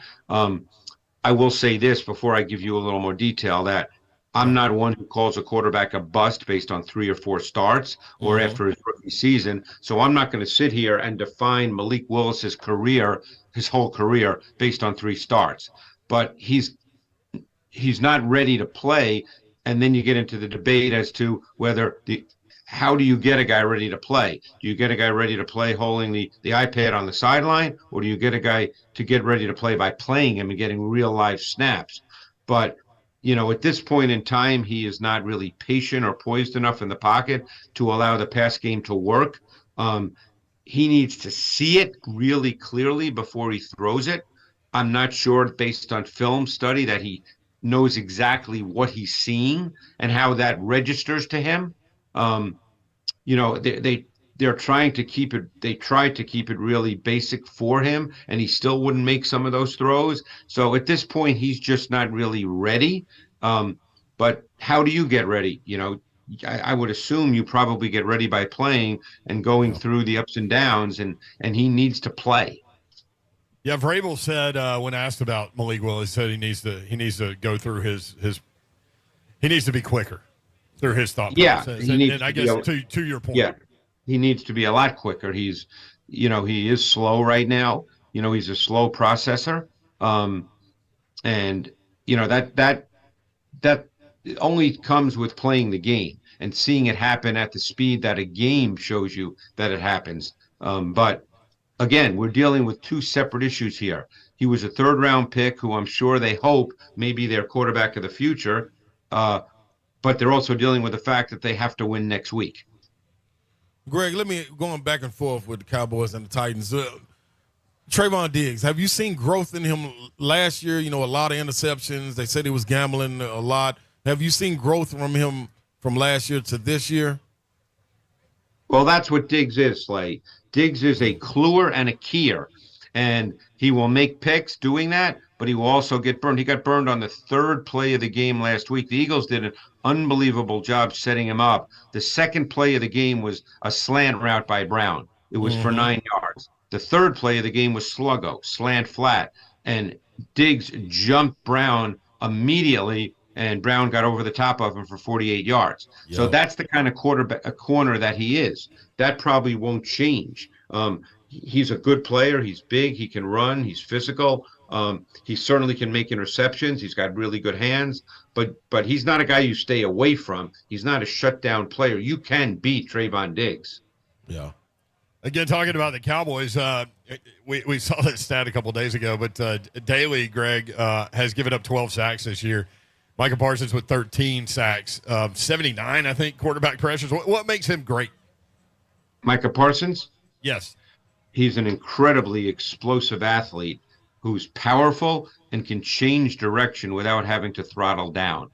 So his explosiveness is really big time off the charts, just both in terms of power when he does speed to power and just then his suddenness when he changes direction.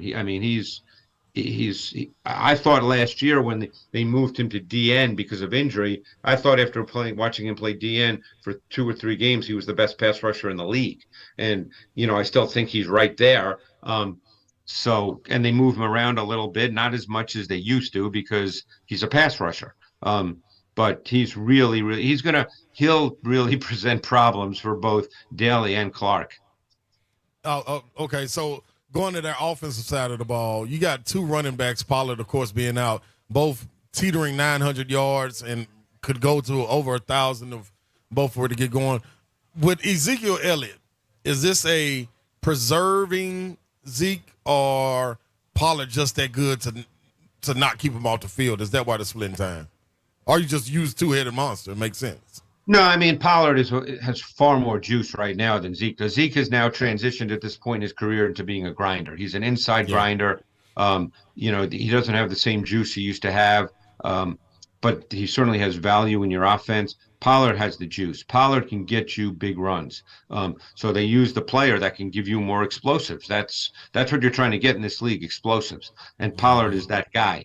Zeke is not that guy. So, Pollard being out, who knows what they'll decide to do with Zeke. They want to win the game, obviously, so it's not as if they're going to not give Zeke the ball. But I'll be curious to see how many carries Zeke gets tonight. He could get 20-plus, depending on the game. Right. Titans-Cowboys 7:15 right here at Nissan Stadium. Catch all of the action on Titans Radio tonight on 104.5 The Zone. Greg Cosell with us at Greg Cosell, a must follow if you love football. And if you're listening to us, you love football. So at Greg Cosell on Twitter. Greg, have you seen enough of Josh Dobbs to offer an evaluation there? Not really. I mean, I've been around Josh Dobbs. And Slade, do you know him at all, being the Tennessee connection? Yeah, a little bit. Ramon, my brother, knew him more. I did watch him play quite a bit, though. He's an unbelievable kid. He's about as good as it gets. He's incredibly intelligent, super classy. He's everything you want. My guess is he's a really good leader. You have to be around people to know that. That would be my guess. I've been around him, but not like that. I was around him at an event out at Nike in Oregon a number of years ago when he was finishing up at Tennessee. And it was an event where everybody was out there kind of having fun. There were a ton of quarterbacks out there. And he was finishing his schoolwork, and he would sit by himself and do work. And I guess he was in some kind of engineering major. I believe that's the case. Aerospace engineering. Yep. And I mean, the kid's incredibly intelligent, really thoughtful. I mean, look, obviously he's been with a number of teams. He wasn't a high pick. No one up to this point in time sees him as an NFL starter. That doesn't mean that he can't be with growth. But Brent, I haven't studied him recently, so I don't have an answer as to what his game is going to look like. I figured. Just thought I'd ask. Yeah. I know the people might wonder, so appreciate that. At Greg Cosell on Twitter. Greg, great work, man. Always appreciate your visits. Thank you. All right, guys, enjoy the game tonight. Appreciate it, Greg. Greg Cosell. Yeah, Best in the business, man. Yes, it is. And one of the things I love about Greg is if he doesn't have an evaluation on somebody or doesn't know the answer to a question, he will tell you. Yeah, he will. I found that out quite a bit. Which can be kind of intimidating as a radio host. I'm not going to lie. I remember about the first 3 or 4 times we had Greg on when I first came, and I was like, well, what am I supposed to ask him, man? He keeps shutting me down on all my questions. But then you start to figure out, man, it's whatever you can see on the tape. Ask him that because that's what he's watching. And, we talk to these gambling guys because they give an emotionless opinion about games based on analytics, and I really value that, those conversations. Same thing with him. There's no emotion involved. This is what the tape shows. That's right. There ain't no rhyme or reason to it. This is what it is. The Titans trust their home stadium, the league company, to tackle their HVAC, plumbing, and electrical problems. They can protect your home, too. Your next play, visit leaguecompany.com. League Company, all you need.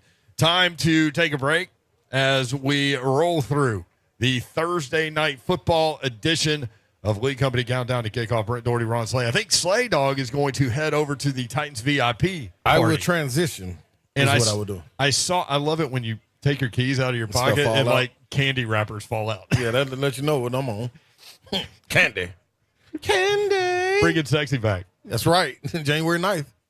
I'm just keep on reminding y'all that too. That's when it starts. Peanut M&M. That's right. Yeah.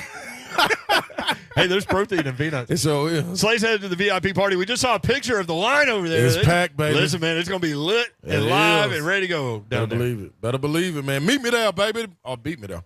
You want to see Wiz. See Wiz, you can't leave him by himself for too long. Yeah, I got to go help my guy out. He don't like talking. He just like spin records. All right. Have fun. Yeah, no doubt, baby. All right. Buck Rising, Kayla Anderson will join me for Titans League Company Countdown to Kickoff coming up at 5 o'clock, and we'll get a proper evaluation of what's going on with regard to the Titans as they look forward to this matchup against the Cowboys. That's coming up at 5. More League Company Countdown to Kickoff next. 3HL broadcasting live from Nissan Stadium outside Gate 1, 104.5 The Zone.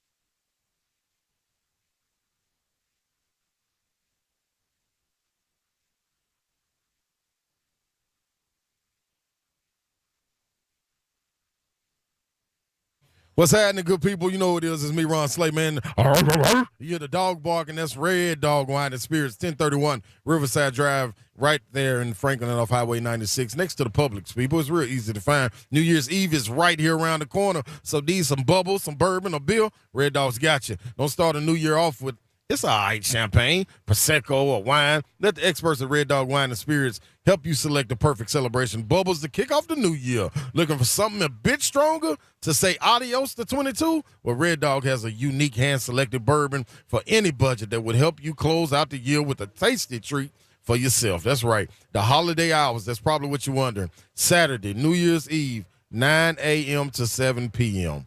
That is it. It'll be a wrap in 2022. Sunday, New Year's Day, they're closed. Monday, January 2nd, they're closed. So hustle on in there, man. You got today, you got tomorrow, you got Saturday to get things done. And make sure Red Dog opens up your new year the right way, man. Appreciate you, Red Dog. You know what it is, Red Dog. Got you.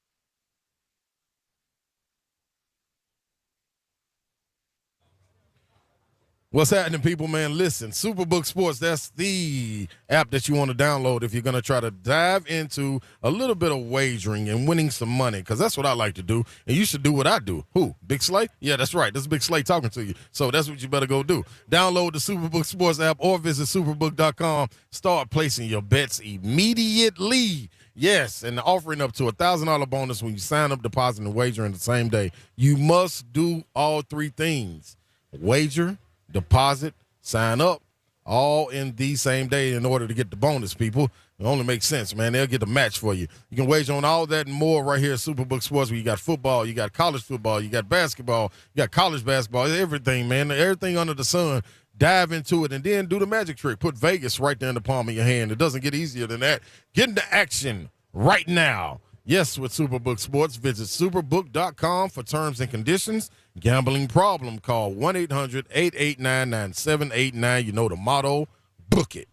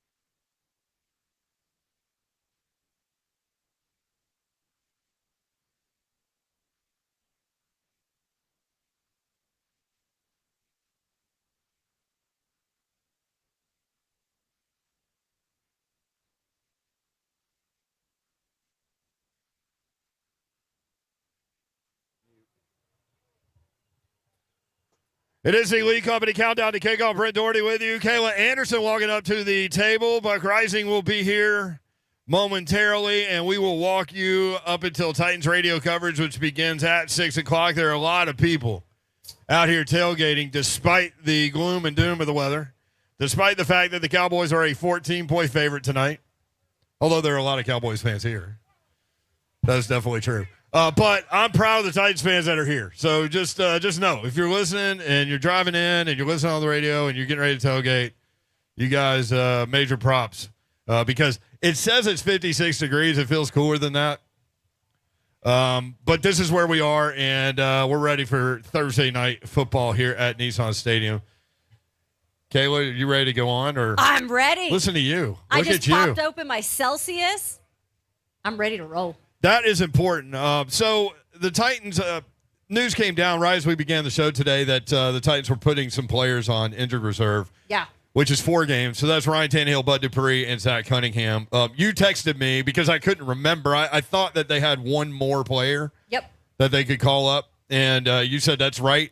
And I appreciate that. I was just like, you were going to wait for Buck. I'm like, no need to wait for Buck on this. See, I got you, Brent. See, I knew after I said that, and then I saw your text, I was like, yeah, she's trying to jump him right there. You're right there. So there are a couple other players that are still on IR. So, I mean, you've got several players from which to choose. Yeah. That might be that one player that can help you next week against Jacksonville. I think a lot of people were wondering about Kyle Phillips because he has not been playing for most of the season. For real. And then there's David Long Jr. And I think the best bet for getting that one guy back is probably going to be David Long Jr. He's been in the locker room a little bit more. I had a chance to talk with him a bit, and he said, I'm doing well, better than expected. And he's kind of surrounded himself with his team as much as he could while he's on IR. But I think you could possibly see him back. He is a key component, man. I mean, if you could think of, one guy to come back, obviously it'd be Tannehill, but David Long Jr. is so important to what they try to do on defense. And it's interesting because when he came out, I talked to some people around the league that coached that position. Yeah. That said he was a see-ball, hit-ball kind of guy in college. And he was kind of that way in the NFL for a little bit. But he's turned into a really good linebacker that's not just a seek and destroy run game, hit machine. He's good in the pass game too now. He is. And he's almost like everywhere. When he plays, it's like, where's David Long Jr.? Like, he's always doing something. Obviously has had some interceptions. At one point was leading the team in interceptions until he got hurt. I mean, this is a guy that if you're talking about the perfect Titan, one of the models for that, I would say David Long Jr. is that fit. Well, and we saw last week, obviously, the absence of Danico Autry the previous few weeks, what he was able to bring to the table last week is huge. I don't know that I would play him tonight, coming off a short week and injury situations and advanced stage. Sorry, Danico. Yeah. Because next week is so vitally important, and he didn't play in that previous Jacksonville game. Right. And you know what you're missing when you don't have Danico out there. And to have him for the Jacksonville game healthy and just knowing that you're not risking his health in this game because he has had some injuries this year. So why risk it along with some of these other guys that are listed as out today? But Danico especially, because you need him with that front four up there if you're going to get anything done. And we know Bud's on IR, so that's that. But Danico's been a difference maker this year. Yep, and Amani Hooker would be another guy that you would want to see out there next week. Maybe Christian Fulton can get back next week. And maybe you're talking about a different Titans team than the one that we've seen the last 5 weeks that have lost every game, right? Yeah. So, I mean, that's the hope that they can at least get that defense back going because Trevor Lawrence absolutely shredded them. And that's going to be key for the Titans next week. I know we've got a game tonight, but obviously next week's it's far more important. For all the marbles. Right. So, defensively, they've got to be on point. And for the most part, against the Texans, they were. But Derek's fumble. You're up 14-10, you're going in. Yeah. You make that thing 21-10, you probably win. Yeah, and he's put the ball on the ground several times the last few weeks. And that's not a Derek thing. Like in the past, if you have seen Derek, which all of you have that are Titans fans here, you know that he does not really fumble. He takes care of the football for the most part. But for some reason this year, that has been the thing. I don't know if he feels like he's doing too much or that I think it's defenses also going the extra mile to do anything they can to knock the ball out or to – you saw it in the game last week against Houston. Didn't you feel like they were tackling him harder than even we've seen before? You know, I've seen that this year. Like Derrick Henry, and part of the reason why he's had such longevity and been able to continue to go was he's been able to avoid the big hits. Mm-hmm. I hadn't really seen that this year. I've seen him get hit this year. Like hard. Yeah. So that's a good point. Maybe that's part of it. Now, the one on the sideline a couple of weeks ago where he spun into the pursuit and lost the football there. But the one last week, it's got to be eating at him. Yeah. And let me ask you this, Brent. So if you're a player, you're super competitive like we know Derrick Henry is. I mean, he's like the ultimate competitor. We've talked to him so many times in the last, 5-6 seasons. And the first thing he says is like, it's my fault. Like he'll put it on him. And then you're not playing in this game. So you got to kind of wait on it too, because you think the first thing he's going to think is, I got to go back. I got to make sure that I can fix it. Like I got to play a good game. But he's resting. I mean, they're resting him. One thing is for sure, you're going to get Derrick Henry's best next week when he goes home to Jacksonville to try to win the division and go to the playoffs. And he has had huge games against that team. Yeah. From Yulee, Florida, if you didn't know. Looking forward to that. We've got a lot going on. Kayla Anderson is here live as we broadcast live. Lee Company countdown to kickoff at Nissan Stadium outside Gate 1. Lots of people lined up to get in. There are a lot of fans ready to get into the building. We will continue the show at 5 o'clock. Kayla, of course, you can catch her in the morning. Ramon, Kayla, and Will. 6 to 10 weekdays. What am I doing tomorrow? How am I doing this, Brent? I don't know, man. You're on both ends of the day. I don't know how morning people do it, I'll be honest. Like, I filled in for Kevin Ingram when I was a part-timer at the Zone for like a week. And you're like, I'm over it. It's funny, like, I talked to Jerry House one time, and Jerry House is the biggest radio icon in this market ever. And he told me you never get used to morning television, radio, whatever you're doing. That's stuff. I don't know how y'all do it. Plus, it's not like you come in like a hat and pajamas and stuff. No, like you're dressed and ready to go. You know, got to be ready. You having fun doing that show? I love it. Love those guys. It's a lot of fun. So you guys will have all of the reaction tomorrow. We will. Thing. I'll be in the locker room too. So whatever we get from there, we'll have some of the sound from the locker room. So it will be interesting either way. Ramon and Will, though, they are in sunny Miami. Oh, I forgot about that. For the Vols game. So how's that broadcast work? So it's going to be Keith Bullock tomorrow. Okay. And Schaefer. Oh, okay, good. And then we've got Bert behind the glass. Big Robert. All right, cool. So that's Ramon, Kayla, and Will, weekday morning, 6 to 10. You can catch them there. Please do. And then Buck Rising, 10 to 1. Blaine and Mickey, 1 to 3. 3HL, 3 to 6. That's how we roll. Buck Rising and Kayla Anderson join me, Brent Doherty. The Lee Company countdown to kickoff rolls on the 5 o'clock hour. Coming up next, stay tuned. 3HL is not on the air. The Lee Company countdown to kickoff is on 104.5 The Zone. Thanks, Aki Bob.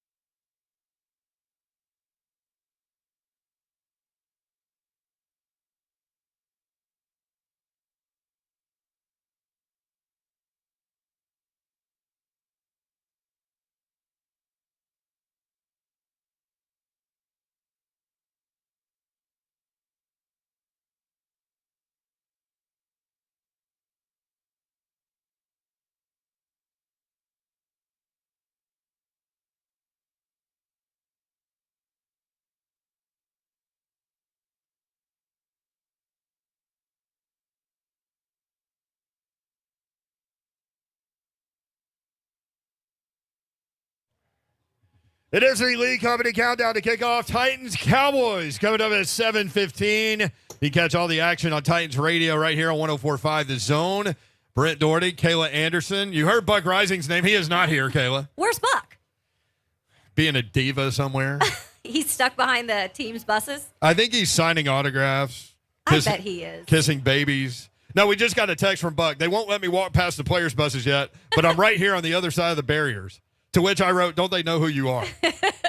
So he's on his way. He is on his way. The two big questions, obviously, Kayla, as we roll through this hour of the Lee Company Countdown to Kickoff, and thanks for being here. This is the first time we've done extended radio together, and I'm looking forward to it. But the big questions, obviously, what do you do at quarterback? Well, that answer has been made. Josh Dobbs will start tonight.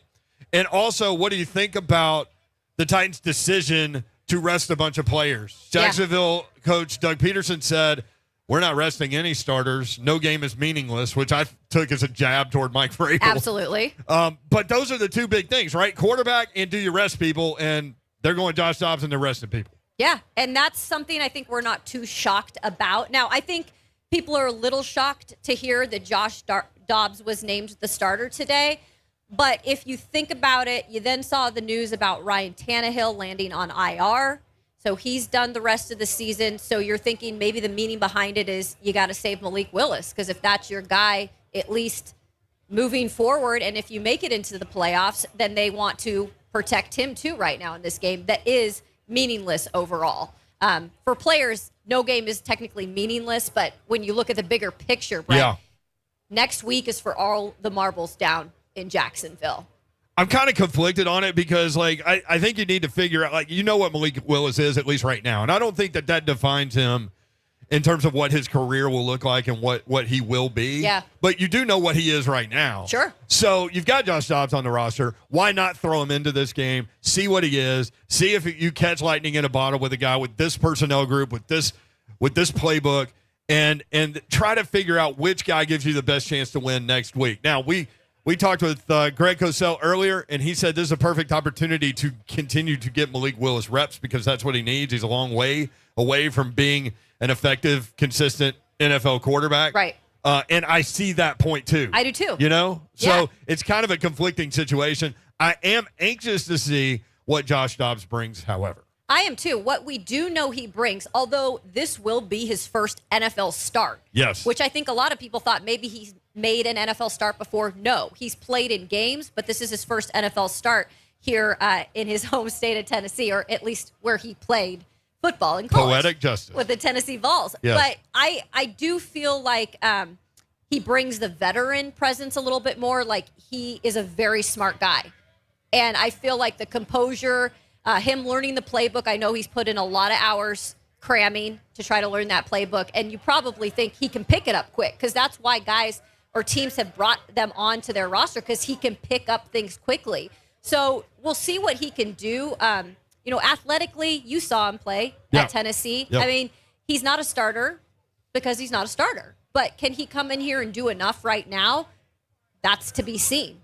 He hasn't played a game since January 3rd, 2020, and his stat line was weird. 4 of 5 for 2 yards. He did have 2 carries for 20 yards, and I'm anxious to see that part of what he might bring to the table. Ramon Foster joined us earlier, your co-host, and he said, it's interesting. There are so many guys out.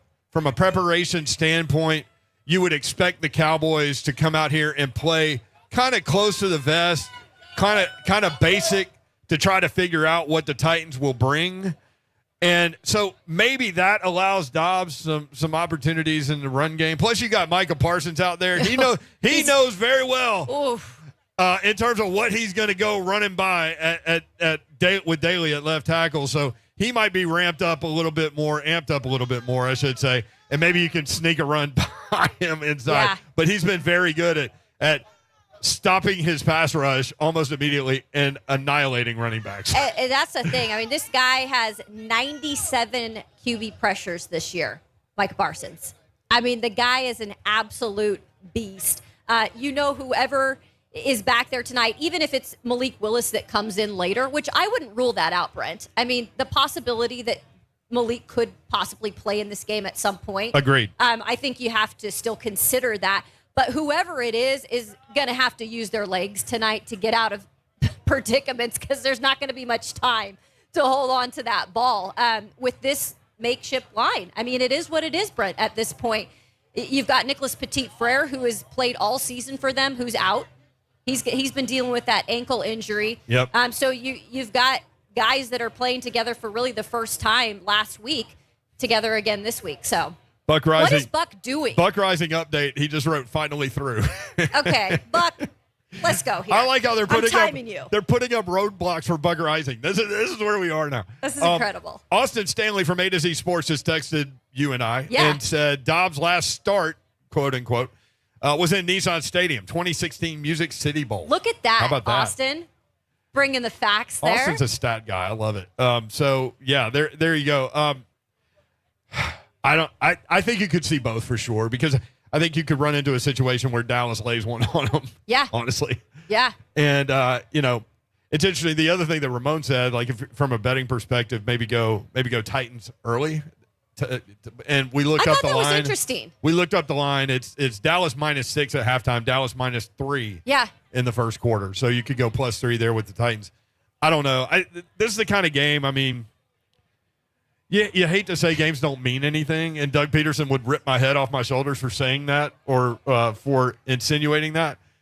But in terms of standings, it doesn't. And so, like, the biggest thing would be to come out of this as healthy as possible. And that's right? what the mission is, right? And Mike Vrabel, it is, like he said, if Mike Vrabel had his opinion on anything, he'd always want his players to be there playing, competing. But he also knows what's on the line. Oh, yeah. I mean, and that's Vrabel's a player's coach. Like, you ask any player who's played with him or is even in another place that played for him, and they say Vrabel's not too far removed. He gets it, right? But he also gets when you have to rest guys in a situation like this. Right. So, I mean, the players that go on the field are going to do everything they can to win the game. There's no doubt about that. The biggest part of that situation, though, are the lack of players that will be on that field. Buck Rising has made it. What's up, Buck? Hello. Hello. How's everybody? Why is everyone trying to keep you from us, man? I don't. It's an excellent question, but I'm happy to be here. It's great to see you guys. I like your suit. Thank you. It's looking good. You both look lovely. Thank you. I had my coat off at one point. I have a backwards MTSU hat on. I've got like 3 layers. That's right. I'm dressed like it's 12 degrees out here. It feels lovely outside. It really does. It is radio, though. Would you like to describe your outfit? Who are you wearing tonight, Buck? Who am I wearing who are you tonight? wearing? The jacket's Calvin Klein. The shirt is Murano. The boots are Tecovas, and I can, go on and Look on. at that. I'm wearing Steve No Madden forgets. jumper. Okay. Just so you know. Lovely. Yeah. What are you wearing? Jeans. Like a Titans short sleeve golf shirt, which came in handy. Let's go. A little Tennessee Vols half shirt pullover thing, and then a rain jacket. That's way too big for me. So, yeah, I look like I do not need to be here. But anyway, there are a lot of players that are not playing in this game. They don't need to be here. So you're good with this idea to try to give players as much rest as possible? Yeah. Oh, God, yeah. I mean, if you actually want to make the playoffs, you have to have players. Like, they don't have anybody left at this point. And I understand, like, you want to win a football game, but you're not going to jeopardize your chance at the postseason for a third consecutive year. The division title, you're not going to jeopardize that, even as down bad as this thing has been. And, I think by nature of the quarterback change that I'm sure you guys have discussed throughout the course of the day, as we all have, they absolutely are still trying to win this football game. That's why Malik Willis is benched. Yep. So I think at this point, they're going to try and put together as many different parts and pieces as they can. Maybe this allows them to do more. I think it's entirely possible we see a better version of the Titans offense tonight, which is crazy to think about given that they'll be without Derrick Henry and 4 starting offensive linemen. Lee Company countdown to kickoff, and you've got Brett Doherty, Kayla Anderson, and now you have Buck Rising. We'll get back to that quarterback situation, but for those that don't know, the following players are listed as out tonight. Quarterback Ryan Tannehill, who's been placed on IR. We'll talk about that. Defensive lineman Jeffrey Simmons. Offensive tackle Nicholas Petit-Frere. Safety Amani Hooker. Outside linebacker Bud Dupree, also on IR today. Linebacker Zach Cunningham on IR today. Dylan Cole, the linebacker. Josh Thompson, defensive back. Listed as doubtful, Danico Autry, Christian Fulton, Derrick Henry. Derrick Henry not expected to go. Have you heard anything at this point on Christian Fulton, Danico Autry? I don't think they're playing. Danico I don't know Autry why is, you would. Danico Autry and Christian Fulton are not going to play tonight. Yeah, there you go. Not happening. I mean, why would you? Well, and Christian's still trying to just get back on the field. Why would you rest everybody else Dude, and put him back out there? Groin injury and 56 degrees and raining do not mix. Well, and that on top of the hammy issues that he's had throughout the course of this year, because the groin is just the latest thing to knock him out. That's a great point. Yeah, his play had dipped a little bit, and we all understood that he was probably working through the hamstring still. But now that compounded with the groin, it makes no sense to play him tonight. They're not going to play him. Yeah. Another point about Danico Autry. What a monster game he had last weekend against Texas. And that gets lost in the fact that they lost their fifth game in the row. But man, that guy was everywhere. Yeah, it doesn't get lost to them, right? Like, understandably, any kind of good performances, individual performances that take place in a loss to the worst team in football, which may well be the team that is getting ready to face the Cowboys, given that they just lost to the worst team in football. But, never mind. I think that Danico Autry. Having said that team could win the division next weekend. Yeah, that team could still win, which is just mind-boggling to me. But, like I said, we'll have time for that. Danico Autry, his importance to this team. So last year it was A.J. Brown. That was the player that they couldn't replace. This year it's Danico Autry. They have not been able to find a pass rush really without him. He was all over the place. Tackles for loss. He was in the backfield. He was creating sacks, helping create pressure for other guys. Their pass rush looked more normal than it had been, and that's their best advantage, which is why I would be happy if I was a Titans fan to see both of those dudes, Jeff Simmons, Danico Autry. Bud's obviously out on IR, but those two, the most important two pieces that you have in that defensive front, give them as much time as humanly possible to get out there and try and win you a division against a quarterback who, as good as Trevor Lawrence looks right now, and he's playing like a number 1 overall pick, you can still frustrate a young quarterback and cause some poor decision making, as we've seen this team do in years past. And that's the thing. If you get Danico Autry back, you get a little bit of pressure on Lawrence, and then you get some key pieces back on the back end, like Christian Fulton and Amani Hooker. Like, maybe you can at least see this defense go back to what it was mid-season form, not knowing what the offense is particularly going to do, but you'd hope, if they have Malik in there specifically, they can do a little bit. But just having that defense be back to somewhat normal would be beneficial. Both of you guys are in the locker room consistently all the time. I'm curious to get your take on this IR situation. So Ryan Tannehill, Bud Dupree, Zach Cunningham place on IR. They can bring back one player, as Kayla told us earlier. I couldn't remember. Who might that player be? Kayla mentioned David Long Jr. potentially. What do you think, Buck? Buck's like hesitant if to I say anyone. Cody Hollister, people will lose their mind. Fuck. I was thinking about it. I was thinking about it. I'll be honest with you. Those locks. I mean, that would be traumatizing, I think, for this fan base. But I do think it's a possibility. Yeah. Now, in terms of level of importance, if Cody Hollister may be ready to come back, but David Long is closer to available, or you think you may be able to get some run out of him, David Long would be huge. I think they desperately need him. And while Dylan Cole, who is, again, out today, because they're going to need him in Jacksonville, and Zach Cunningham, who, God help him, this elbow thing has him in hell. What a nightmare, For a $10 million inside linebacker, that dude hadn't played at all. So they need David Long as badly as humanly possible, and I think that they would be more inclined to get him out there because he's in a contract year. He wants still the opportunity to further prove himself, and he could do that in a big way against the Jags. I heard Keith Bullock talk about David Long as like that next guy, that next Pro Bowl type player. It's been fun to watch his development because we were talking about it earlier when you were trapped over there by the buses. I mean, what the hell, honestly? There are 75 Cowboys buses at this stadium right now, and they can't all be for the team. So I want to, they got a police escort too, of course. Yes, but that was not who was keeping me from crossing the path simply to get across the street to get over here. There were some very, very. How did Buck get across the road? I don't know. He didn't. By threatening people. Yeah. He paid some money. But it's been fun to watch his development, right? Because I said, talking to linebackers coaches around the league. Yeah. About David Long Jr., he was a see-ball, hit-ball guy in college, and that's what he was early on here with the Titans. Very good in the run game to go destroy running backs. But he's turned into much more than that, and it's been fun to watch that. Kayla, you feel free to disagree with me, but I think David Long is the player that Titans fans thought Jayon Brown was going to be. Absolutely. I think the love, and, I understand why people love Jayon. He had a couple good seasons here. He tailed off. He lost his job to a player that was better, the hot hand or whatever. Better athlete, though. You want to call it. But I think the way that people talk about Jayon Brown during his time here is how they should be talking about David Long. Yes. And I think, obviously it's taken a season for that to take place. But he's a really, really high-level player, and he's going to be due a big contract very soon. Yeah, I think the thing about David Long Jr. is you've seen the progression with him, right? You saw him doing the roles that he needed to do, and then you just saw him take it to the next level. And I was telling Brent, at one point he led the team in interceptions. Yeah, he's a really special player, and certainly just for the communication on defense, they have to be able to have this guy back out there at some point. Among so many other players that they've been missing, I don't think they're going to break their own record as far as 91 players used in a regular season. But it's entirely possible that they go to Jacksonville and they get pretty damn close. Lee Company countdown to kickoff. Lee Company, all you need. Visit them online, leecompany.com. We were talking with Coach Mack earlier, as all the shows do, during the course of the weekend. He said something really interesting. I think the number was 24 of the 53 on the active roster. 22. 22 were practice squad players. Or off the street.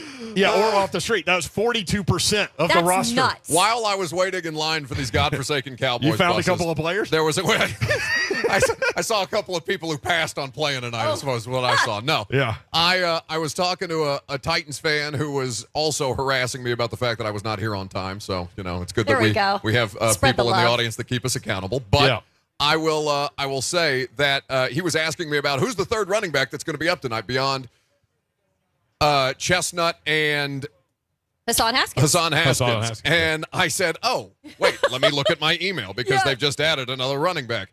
Jonathan Ward is your running back for today, which has basically been my entire season because there's 22 names that they just pulled off the street. Who is Jonathan Ward? I don't know. He's a running back. Dude, the amount of transactions we have followed this year, Buck, I don't know about you, but like when I get my email, I'm like, you've got to be kidding. I have a notepad and it looks like I'm writing conspiracy theories down. There's so many different names. It looks like a hit list. We're going to know everybody in the NFL when it's all said and done. I seriously need to turn off my notifications for Robbie Bourne emails. Yes. I mean, it's just like your security camera at home or something. Right? Like, that is the Titans head of PR for those of you at home. Yes. So this is going to be a healthy conversation in the offseason, right? Like 91 players last year. What are they up to? 84, I think, this week? It will be, I think, after this game. After this game, 84. Like, once, okay, fool me once, right? Like, twice is a trend, though. I think it's a injury-wise? I think it's a fair question in terms of analyzing why this continues to happen with this franchise. Sure, but I mean, Mike's never going to tell us, and it's not like he's going to trot the head trainer out there, Todd Torricelli. Like, here you go, boys. Here's an hour. Let's say an hour. I almost said a bad word. I thought Kayla did when she said Buck a minute ago. Oh, did you? Yeah. No, I'm a pro here. It can very quickly turn, is what I will say. Yeah. But I think that yes, it is fair for people to. And here's who I would rather talk to than the damn Titans training staff, because they're not going to tell you what's going on. Mike Vrabel's not going to tell you what's going on in an honest moment. I would like to talk to A.J. Brown. Thank you. I would like to talk to Roger Saffold. Yes. I would like to talk to Brett Kern, maybe. I would like to talk to players who have been with the Titans organization and who have gone through injuries here, and whether they feel that they are receiving a higher level treatment in their next stop. And that can apply to anybody, because A.J., the whole justification, or the best justification that anybody could offer as to why they got rid of this dude, is one diva wide receiver, $25 million. Tough. That's what you pay in this league. But he's injured. Yeah. He can't play. It's fine now. He's fine. Roger Saffold, $10 million. Yep. The $10 million that you gave to Zach Cunningham. Played all year. Yeah, with regard to A.J. Brown, I mean, you kept hearing behind the scenes maybe like some knee issues and stuff like that.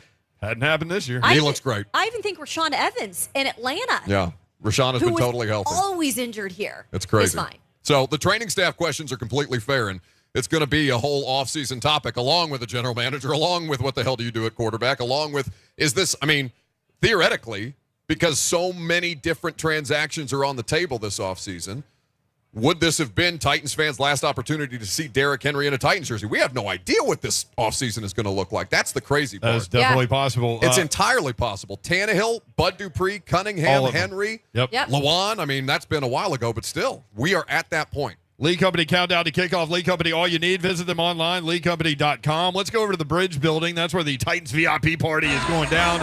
And Ron Slay is there, and I can hear C-Wiz in the background. What's happening, Ron baby? Slay, what's up? Man, hey, man, we just rocking and rolling over here, man. It's Cowboys fans, it's Titans fans. I'm trying to keep them separated, but the music keeps bringing them together. So we all congregating on the dance floor closest to the ball, making it go down. This is the environment that you want to be at, man. I'm going to be honest. Like, I know it's a lot of people that's not playing and sitting out in this game, but you wouldn't be able to tell about the fans, not from right here at the tailgate, that's for sure. That's because they're drunk, Ron. But we just started. How did they get that fried? Real quick, baby. Hey, this is professional football, Slay. You know that. We're not talking about amateurs. The music brings people together, and the bar brings people together at the Bridge Building Titans VIP party. Go see Slay. Yeah, please come see me, man. And just to show you how important and how riled up it is, watch this right here. I'm going to let you know. Cowboys, are we in the house? We need a roll call. On 3, we get the Cowboys. 1, 2, 3. But see, you got to check this out because my Titans fans ain't going to be outdone. Titans fans, let's go y'all, man. Tighten up on 3. 1, 2, 3. You feel what I'm saying? It's live up here, baby. It's live at the Bridge Building. You're missing it. You're missing it. I'm drinking one for you guys. Y'all stand down. Oh, we'll need it. We'll need shooters tonight. Can you pass them along? Wow. Can we take them in the locker room? That's what I'm saying. I'm trying to get Listen, Cowboys fans are so drunk they didn't even wait till 3 to start screaming. I know. Buddy, it is a total takeover on the East Bank over here. It's going to be point. okay. So what was it when the Kansas City fans were in Houston this year? I could not believe how many freaking Kansas City fans were there. Well, I mean, that's kind of the environment that you can expect at this point. I remember getting my Uber to Green Bay or from the Green Bay airport when I went up there for the last They time. have Uber in Green Bay? Hey, listen, they don't have much, but they It's have like 1987 in that town. They have like 2 Ubers entirely in the town. It's like I Joe know. I'm like, and isn't there George. just taxis? Well, yes, and this one was very excited because he picked me up at the Appleton airport. Well, actually, I don't think I could say that on FCC radio, but I will say that when the Cowboys had been in Green Bay the week before the Titans played there. In fact, the last time the Titans won a game, and he was talking to me. True. He was talking to me about how well the Cowboys fans traveled this year. Obviously, it's a national fan base, but this year when they've got a top 3 scoring offense, when they have a defense that has the kind of pass rush and star power that they do between Diggs and Parsons. I mean, this is a legitimately energized fan base. And by the way, there's a ton of Cowboys fans in Nashville. It's like Steelers fans and Cowboys fans. Well, I grew up here. I was telling this story earlier. Like, I grew up here, and if you're of a certain age, which I'm a little bit older than y'all, there was no professional sports here. You had the Nashville Sounds. That was it. So, like, you literally got Cowboys and Steelers, one on the AFC station, one on the NFC station every weekend. Yeah, so pick one. So that's why there are a lot of Pittsburgh Steeler fans here. That's why there are a lot of Dallas Cowboy fans here. You know, it was also New Year's Eve coming up. Not a bad trip to come down here, watch the Cowboys play. Stars played go the out other on night. Broadway. Oh, do they actually? Yeah. They played last night or the night before. I can't remember. It's like they planned it. So we'll see what the Titans have to offer. I'm fascinated to see what the Dobbs situation looks like and how he performs because, I mean, I was talking about Micah Parsons versus Dennis Daly and the rest of this Titans offensive line, and I just cannot imagine a more difficult situation to be thrust into than against this kind of pass rush with a dude who has never made an NFL start. Right. He's been in the league since 2018, which, by the way, tells you everything you need to know about what this team thinks about Malik Willis right now. But to be tossed out there after being signed off the practice squad for this team 8 days ago is nuts to me. Well, that stat going around this week, too, with Micah Parsons, 13 sacks, and Dennis Daly allowing 12 this year is just it's terrifying. Go ahead, double it up, Micah. Why not? Yeah, 79 quarterback hurries. It's unbelievable. Yeah, let's talk about that matchup when we come back. More about the Dobbs situation. As the Lee Company countdown to kickoff rolls on, Brent Doherty, Kayla Anderson, and Buck Rising with you live at Nissan Stadium outside Gate 1 in advance of Titans-Cowboys coming up tonight at 7:15 on Titans Radio right here on 104.5 The Zone.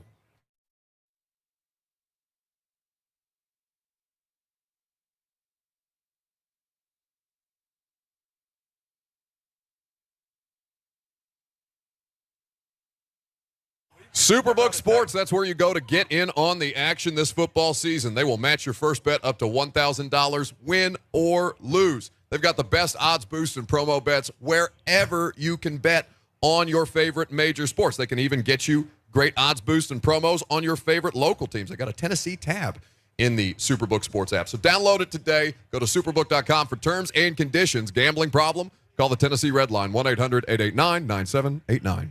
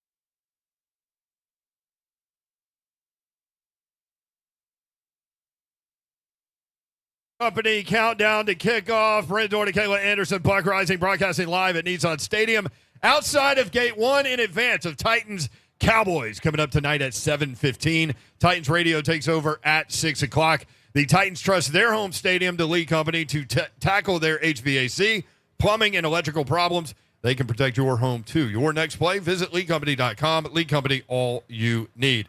Ron Slay will join us again in about 10 minutes from the Bridge building. He's having a good time. I think there might be one or two inebriated people. Just a few. I'd hope so. I do too. For something especially like if you're this. a Titans fan. I'd say it was lovely when we were in SoFi for the Chargers game. We did the locker room after they had lost, and we came back upstairs after talking to a bunch of miserable football players who had lost, I think, at that point, 4 in a row. And at our seats in the press box was a nice cold beer. It was a lovely feature. I heard about And I submitted this. a complaint to Titans PR. I was like, I would like a beer after these games. That would be swell. Make us feel like we're a part of the fun. We used to always have that. I covered the Memorial Tournament, Jack Nicklaus's tournament up in Columbus, Ohio. And after every round, they'd have the beer for us, for the media. Great. And so we're like, all right, crack it open. We're done for the day. There you go. Man, I went to a PGA championship at Valhalla. They're so fun.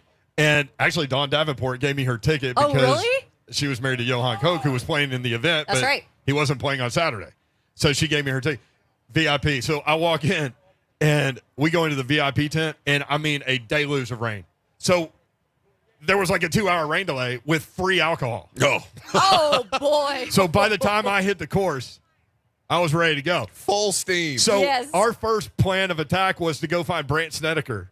Yep. And Brant, if you're listening, sorry to tell this story. Although I think he Nashville guy. I'm sure he finds it funny because it was in the moment. We go and find him. So Brant's the kind of guy, like, you can actually yell at him on the course and he'll come over to you and like walk to his shot with you. He's awesome, unflappable.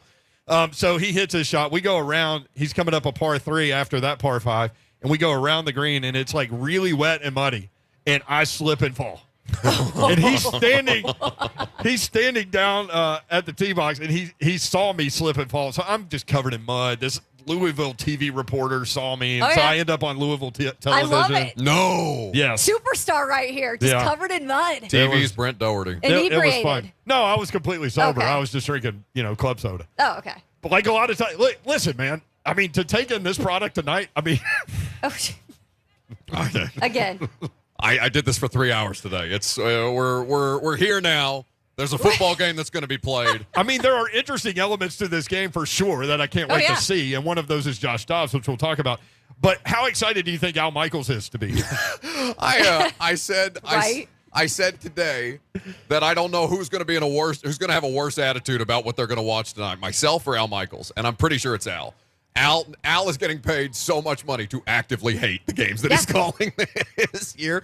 And honestly, it's the best thing about the Prime broadcast. And this is their final one this season. He's got to look at this roster and be like, who the bleep are these guys? Yeah, it's Major League. It's the opening scene of Major League for sure. But what's funny about it and what makes those broadcasts just incredible is the fact that Kirk Herbstreit is the ultimate professional and is the most prepared guy in the history of prepared guys. And he takes it so seriously. Yep.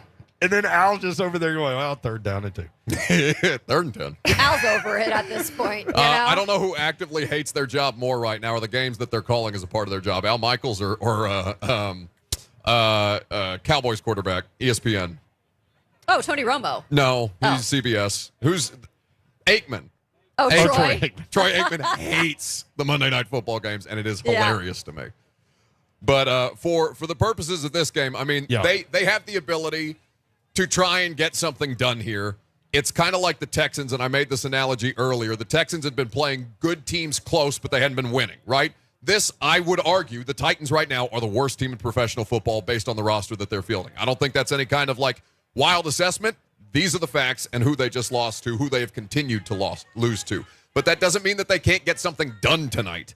Like, they have to show that they have a pulse. They can't just roll this thing into Jacksonville with half a different roster because they're sitting the rest of them and say, okay, let's go get them, boys. Yeah. No, they have to show something tonight against the Cowboys. They have to prove to themselves, to their coaching staff, to their organization, to every one of us watching, fans, media, what have you, that this is still a competent football team, because it has not been for the last 5 weeks. I've got some friends that are big Jags fans, and they are exceptionally concerned about next weekend, because they say this is the ultimate Jag thing to do. To get hot, to get a quarterback that's turned into like a legitimate NFL player. He looks so good in this league. And then to play a team that has lost 6 games in a row and lose. But it's a luxury that they're even in this position right now. That's we definitely weren't true. even talking about the Jags this year and winning the division because we thought maybe Trevor Lawrence needed one more year since Urban put him back a year. I think just for the Titans' sake and just falling this far, and again, majority of it is injuries, like that's the disappointment. Sure. The Jags are just kind of like, it's a luxury that they're even in this position right now. No, they're playing with house money, and everybody would rather see them in the postseason than would the Titans, understandably so. But I do think it's funny that we talk about not looking ahead or teams looking ahead to future opponents and all these different things. We have spent more time talking about the Jaguars, it feels like, throughout the course of the last couple of days than we have this Cowboys game because of the nature of this thing. It is a 4th preseason game.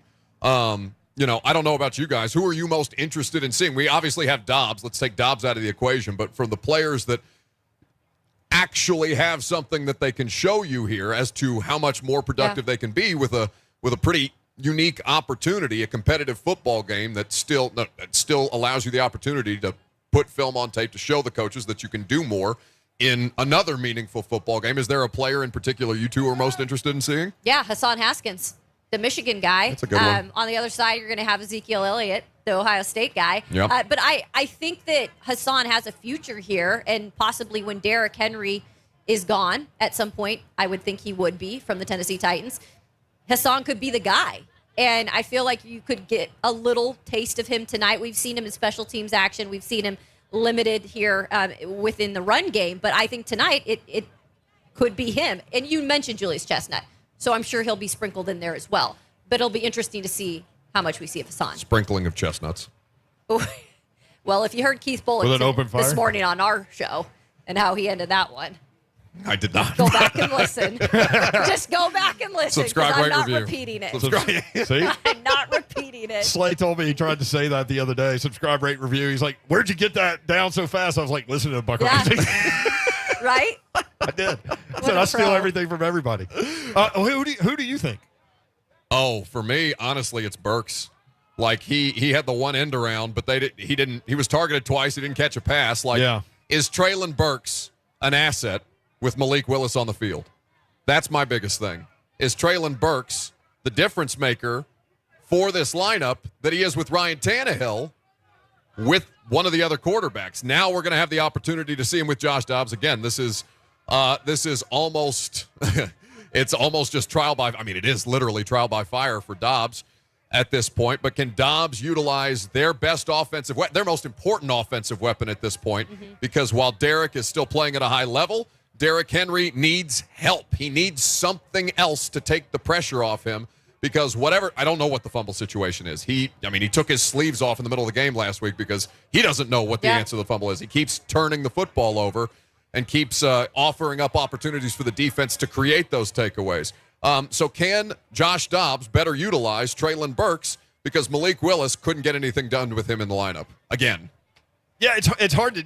I mean, those are two great answers. It's hard to go beyond those two guys if you're not going to include Dobbs. One of the elements of this game I'm anxious to see is, and I think Ramon Foster made a good point on your show, on our show, is that from a Dallas perspective, you have no idea what Josh Dobbs is going to present. None. So you're going to play pretty straight up until you get a feel for the game. So I'm curious to see what that looks like. Does Josh Dobbs feel comfortable targeting Treylon Burks? Does Josh Dobbs feel comfortable finding Chig or going after the tight end position? Can he get loose on a couple of runs early? I don't know. And so I think there are a lot of elements to this game that you just don't know. And so that's why I think that's why it's intriguing. Now Dallas is a 14-point favorite in this ball game. So that line has moved. Yes. Woo. So it went to 14, you said? Yeah. Okay. Bouncing around from 13.5 to 14. Yeah. But the other part of that is Dallas is coming in here trying to win a football game. There is no question about it, because they're two games back of the Eagles. So if Dallas wins their last two and Philadelphia with a hurt quarterback loses their last two, Dallas wins the division. Yeah. So it's all hands on deck for them. No, they're going to be playing to win this game. Minus Pollard. At this point, and the Titans' passing defense has been atrocious. Yeah. Just atrocious at this point. They and it's not just because of the inability to get a rush. Like, they are losing so many of these downfield one-on-one matchups. Even when they have had guys healthy, sometimes the coverage will be great and the receiver still makes a play. That's just, you're playing the percentages when you play defensive back in the NFL, and you are going to get beat from time to time. But the rate at which this team is getting beaten for explosive plays is as bad as anyone in football this season. They felt like they had corrected that basically after Washington. They had done well to continue to hold teams down, down as far as the explosive plays are concerned, plays of 20-plus yards. But since then, it's just kind of, the dam hasn't completely broken, but it's definitely been a difference-making situation. Because think about it. The Chargers get a chunk play. I think it's 35 yards to set up their game-winning field goal situation. Yeah. The Texans get a chunk play late in that game to set up their game-winning situation. They are doing this in the most problematic spots right now. So it's not just that they're giving up these chunk plays; it's the timing of it. And I don't know how you rectify that tonight, specifically against the third best scoring defense in football, or scoring offense in football. Speaking of the secondary, so you have back there tonight Kevin Byard, who feels like the only veteran starter that is he wants to play. So. Roger McCreary, Trey Avery. Who else do we got back there? I mean, a couple of guys that Buck met over by the buses. Let me go to the email. Terrence Mitchell's on IR. Terrence Mitchell is on IR. Let me read my email. Terrence Mitchell seriously, is indeed on IR. They did not call up a defensive back to the active roster or to the game day roster for today.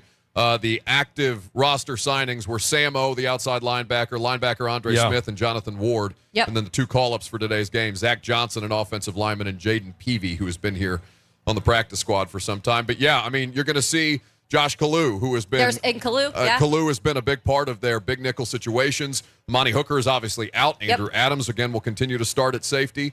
Josh Thompson is out with a concussion, so they are, my goodness, are scrambling at this point, much like Ron Slay. Who is broadcasting live or doing whatever he's doing over at the Bridge building. Slay, what's going on over there at the Titans VIP party? Say it again. Okay. Music's too loud. What's going on at the VIP party? Slay Dog. Oh, he can't hear anything. Slay cannot hear one thing. He's looking around. Okay, I'm here with you. I got y'all. He's in. I'm alive. So, I'm alive. For the third time, what is it like at the VIP tailgate party? Hey, man, this is the first time, I'm going to be honest, that it's been shoulder to shoulder, cramped up in here on all four floors. Usually on the second floor, you got lounge seats and everything where people can go and get a break and relax. That's not the case this time, man. This packed 4 floors of greatness going on. Food is being served hot, drinks being served cold. It don't get no much better than this, man. So is it a mixture of Cowboy fans and Titans fans? What's the percentage here? I'm going to make you do some math, Slay. I tell you what, man, it looks to me, honestly, look like 65, I say 60-40. Cowboys in here pretty deep, I'm going to be honest. But I will say this as well. The Titans fans that are in here loud, too. So I don't hope doubt it evens out. All right, Slay, we appreciate you checking in, man, live from the party. Hey, man, I'm turning up the 10. And we got the 3HL First Family in the building, too, man. 104.5 First Family. Bill and Mickey, they came in here with Lil Easton. So I put Lil Easton on the mic over here, too, and told a joke. So still going down. I love it. I love it. Thank you, Slay. Good stuff. Buck, see you keep tomorrow. the cats away, Buck. Keep the cats. I see one climbing up the rafters. Listen, that's probably the most interesting thing you're going to see tonight, so Godspeed. There he is. He's Ron Slay, Titans VIP tailgate party over at the Bridge building. I heard a rumor that you had 4 cats now. Is that true? No, what? just the 2. You're becoming the cat guy? No, just the 2. It's just the 2. Oh, wow, Buck. That I know of. I mean, I'm sure there's more out in the alley that would like a home. But by the way, did you see his poll today? Oh, I don't know. He has 37 polls a day. I don't know. So I can't keep up with all this one. I was called polls. This one I was called classless for. This was something. So Micah Parsons' dog died, and that's a very unfortunate Which is awful, situation. you guys. I've had to put down a dog. Ben is already slamming his microphone into his forehead because he knows where I'm about to go. I mean, I'm trying not to laugh. You're talking about dead dogs. I didn't. Awful. You took me here. I said No, Kayla did. Who has to pay more for Micah Parsons, or who has to suffer more for Micah Parsons' dog passing away? Micah Parsons or the Titans' offensive line? And 82% of the audience at the Titans' offensive line. He's about to have a game. What do you think? R.I.P. King and or the whatever his name comments is. were amazing. Yeah, they were not great. In all seriousness, what do you think Micah Parsons' reaction was when he put in the daily tape?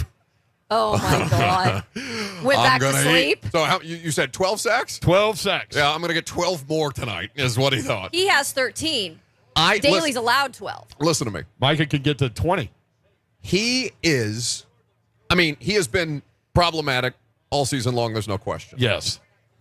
He played the worst game of his season this past weekend against the Houston Texans, against a team that does not have anybody. I mean, Malik Collins is a good player, but other than that, like, they don't have any kind of crazy, like, edge dudes that are causing you problems. Dennis Daly was not an NFL offensive lineman in that game on Saturday. So how they compensate for that, their NPF has not been good either. Honestly, he's out. It's good for NPF that Dennis Daly has been as poor as he is because it's taken a lot of heat off the rookie. Mm-hmm. But LaRaven Clark, I saw him get tossed around a bunch in the Eagles game after they took Dennis Daly out, even as an extra offensive lineman. So their pass blocking situation, it's frankly piss poor. And to expect any kind of quarterback to succeed behind this offensive line, it's been a real problem all year long. Honestly, it's a credit to the three of them that will now have started for the Tennessee Titans at quarterback this year because they're going to be running. It is amazing. Like, when you look at Dallas, like, they have given up a lot of rushing yards from time to time, and pretty consistently, actually. But, man, they get after the quarterback. And so that's where, like, Mike Keith had some interesting points with us yesterday.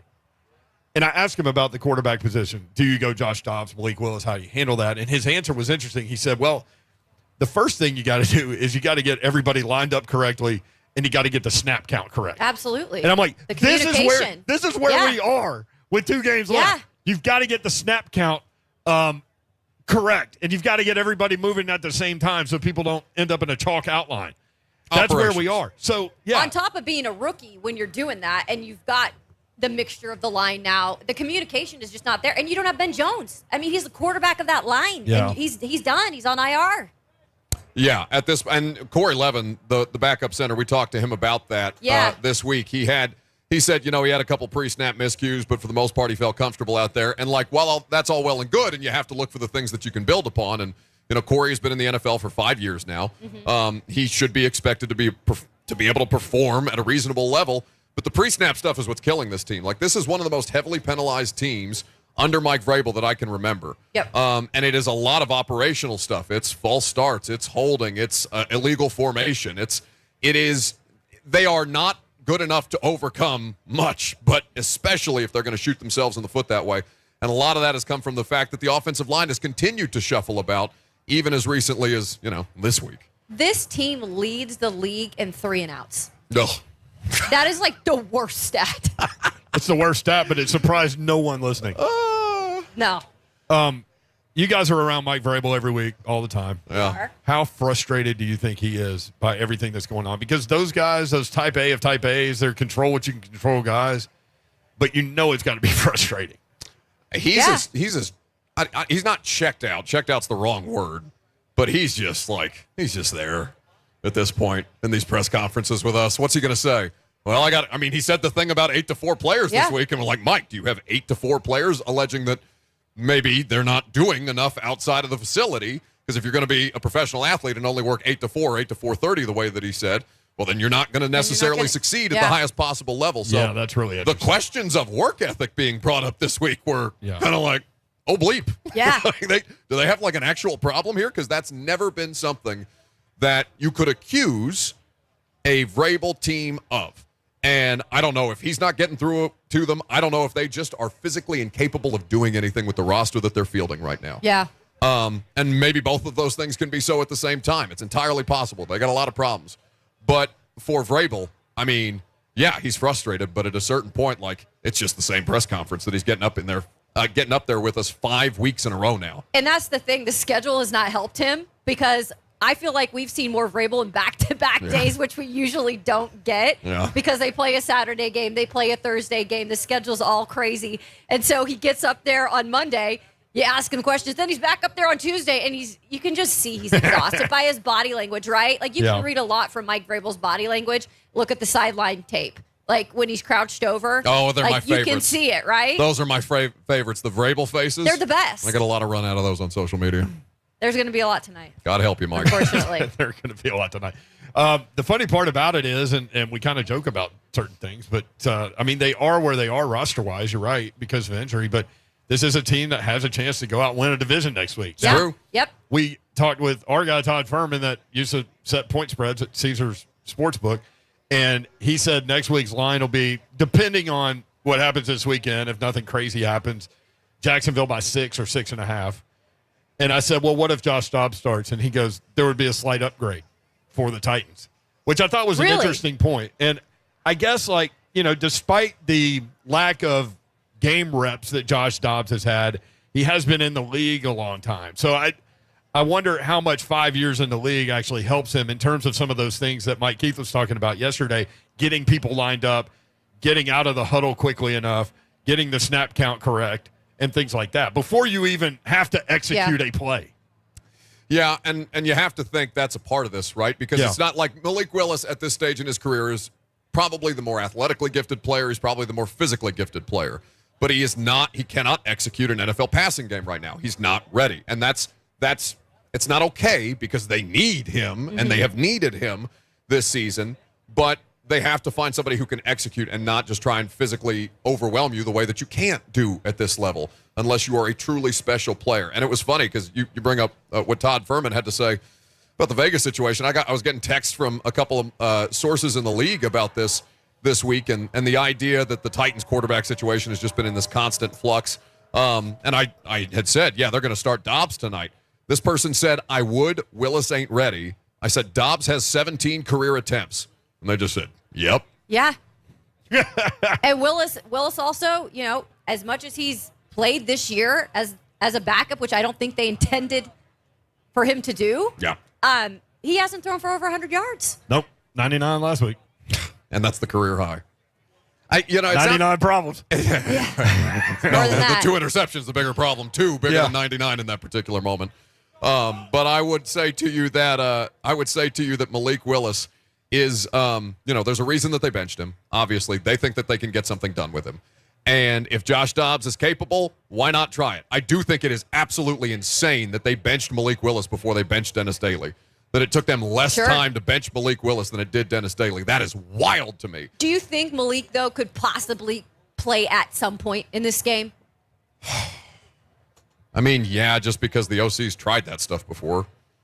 I don't want to see that tonight. And because of score, potentially. Yeah. I mean, just let Dobbs play the game. He needs reps. No, I know. I honestly disagree with not Me too. playing him. Because every single game for him matters in terms of experience. And this game for their playoff chances does not, but they think they need a win, and they think that Josh Dobbs gives them a better opportunity to win. I don't know if they can beat the Cowboys, but they don't think they can do it with Malik Willis. Lee Company countdown to kickoff. Titans and Cowboys coming up at 7:15. Titans Radio will take over momentarily with Titans Countdown. The Titans trust their home stadium to Lee Company to tackle their HVAC, plumbing, and electrical problems. They can protect your home, too. Your next play, visit LeeCompany.com. Lee Company, all you need. Stay tuned. Following the game, Titans tonight will take place as well. Kayla Anderson, thank you very much. Thank you, guys. It was fun. Buck Rising, thank you very much. Of course, He's like it's Adam a pleasure. Schefter over here on his phone. I mean, it's a busy day. Thank God it was a busy day, because otherwise this game. Jay, Smiley, Kirby, Eggy, Bob, Moses, everybody involved. Titans Radio coverage begins now.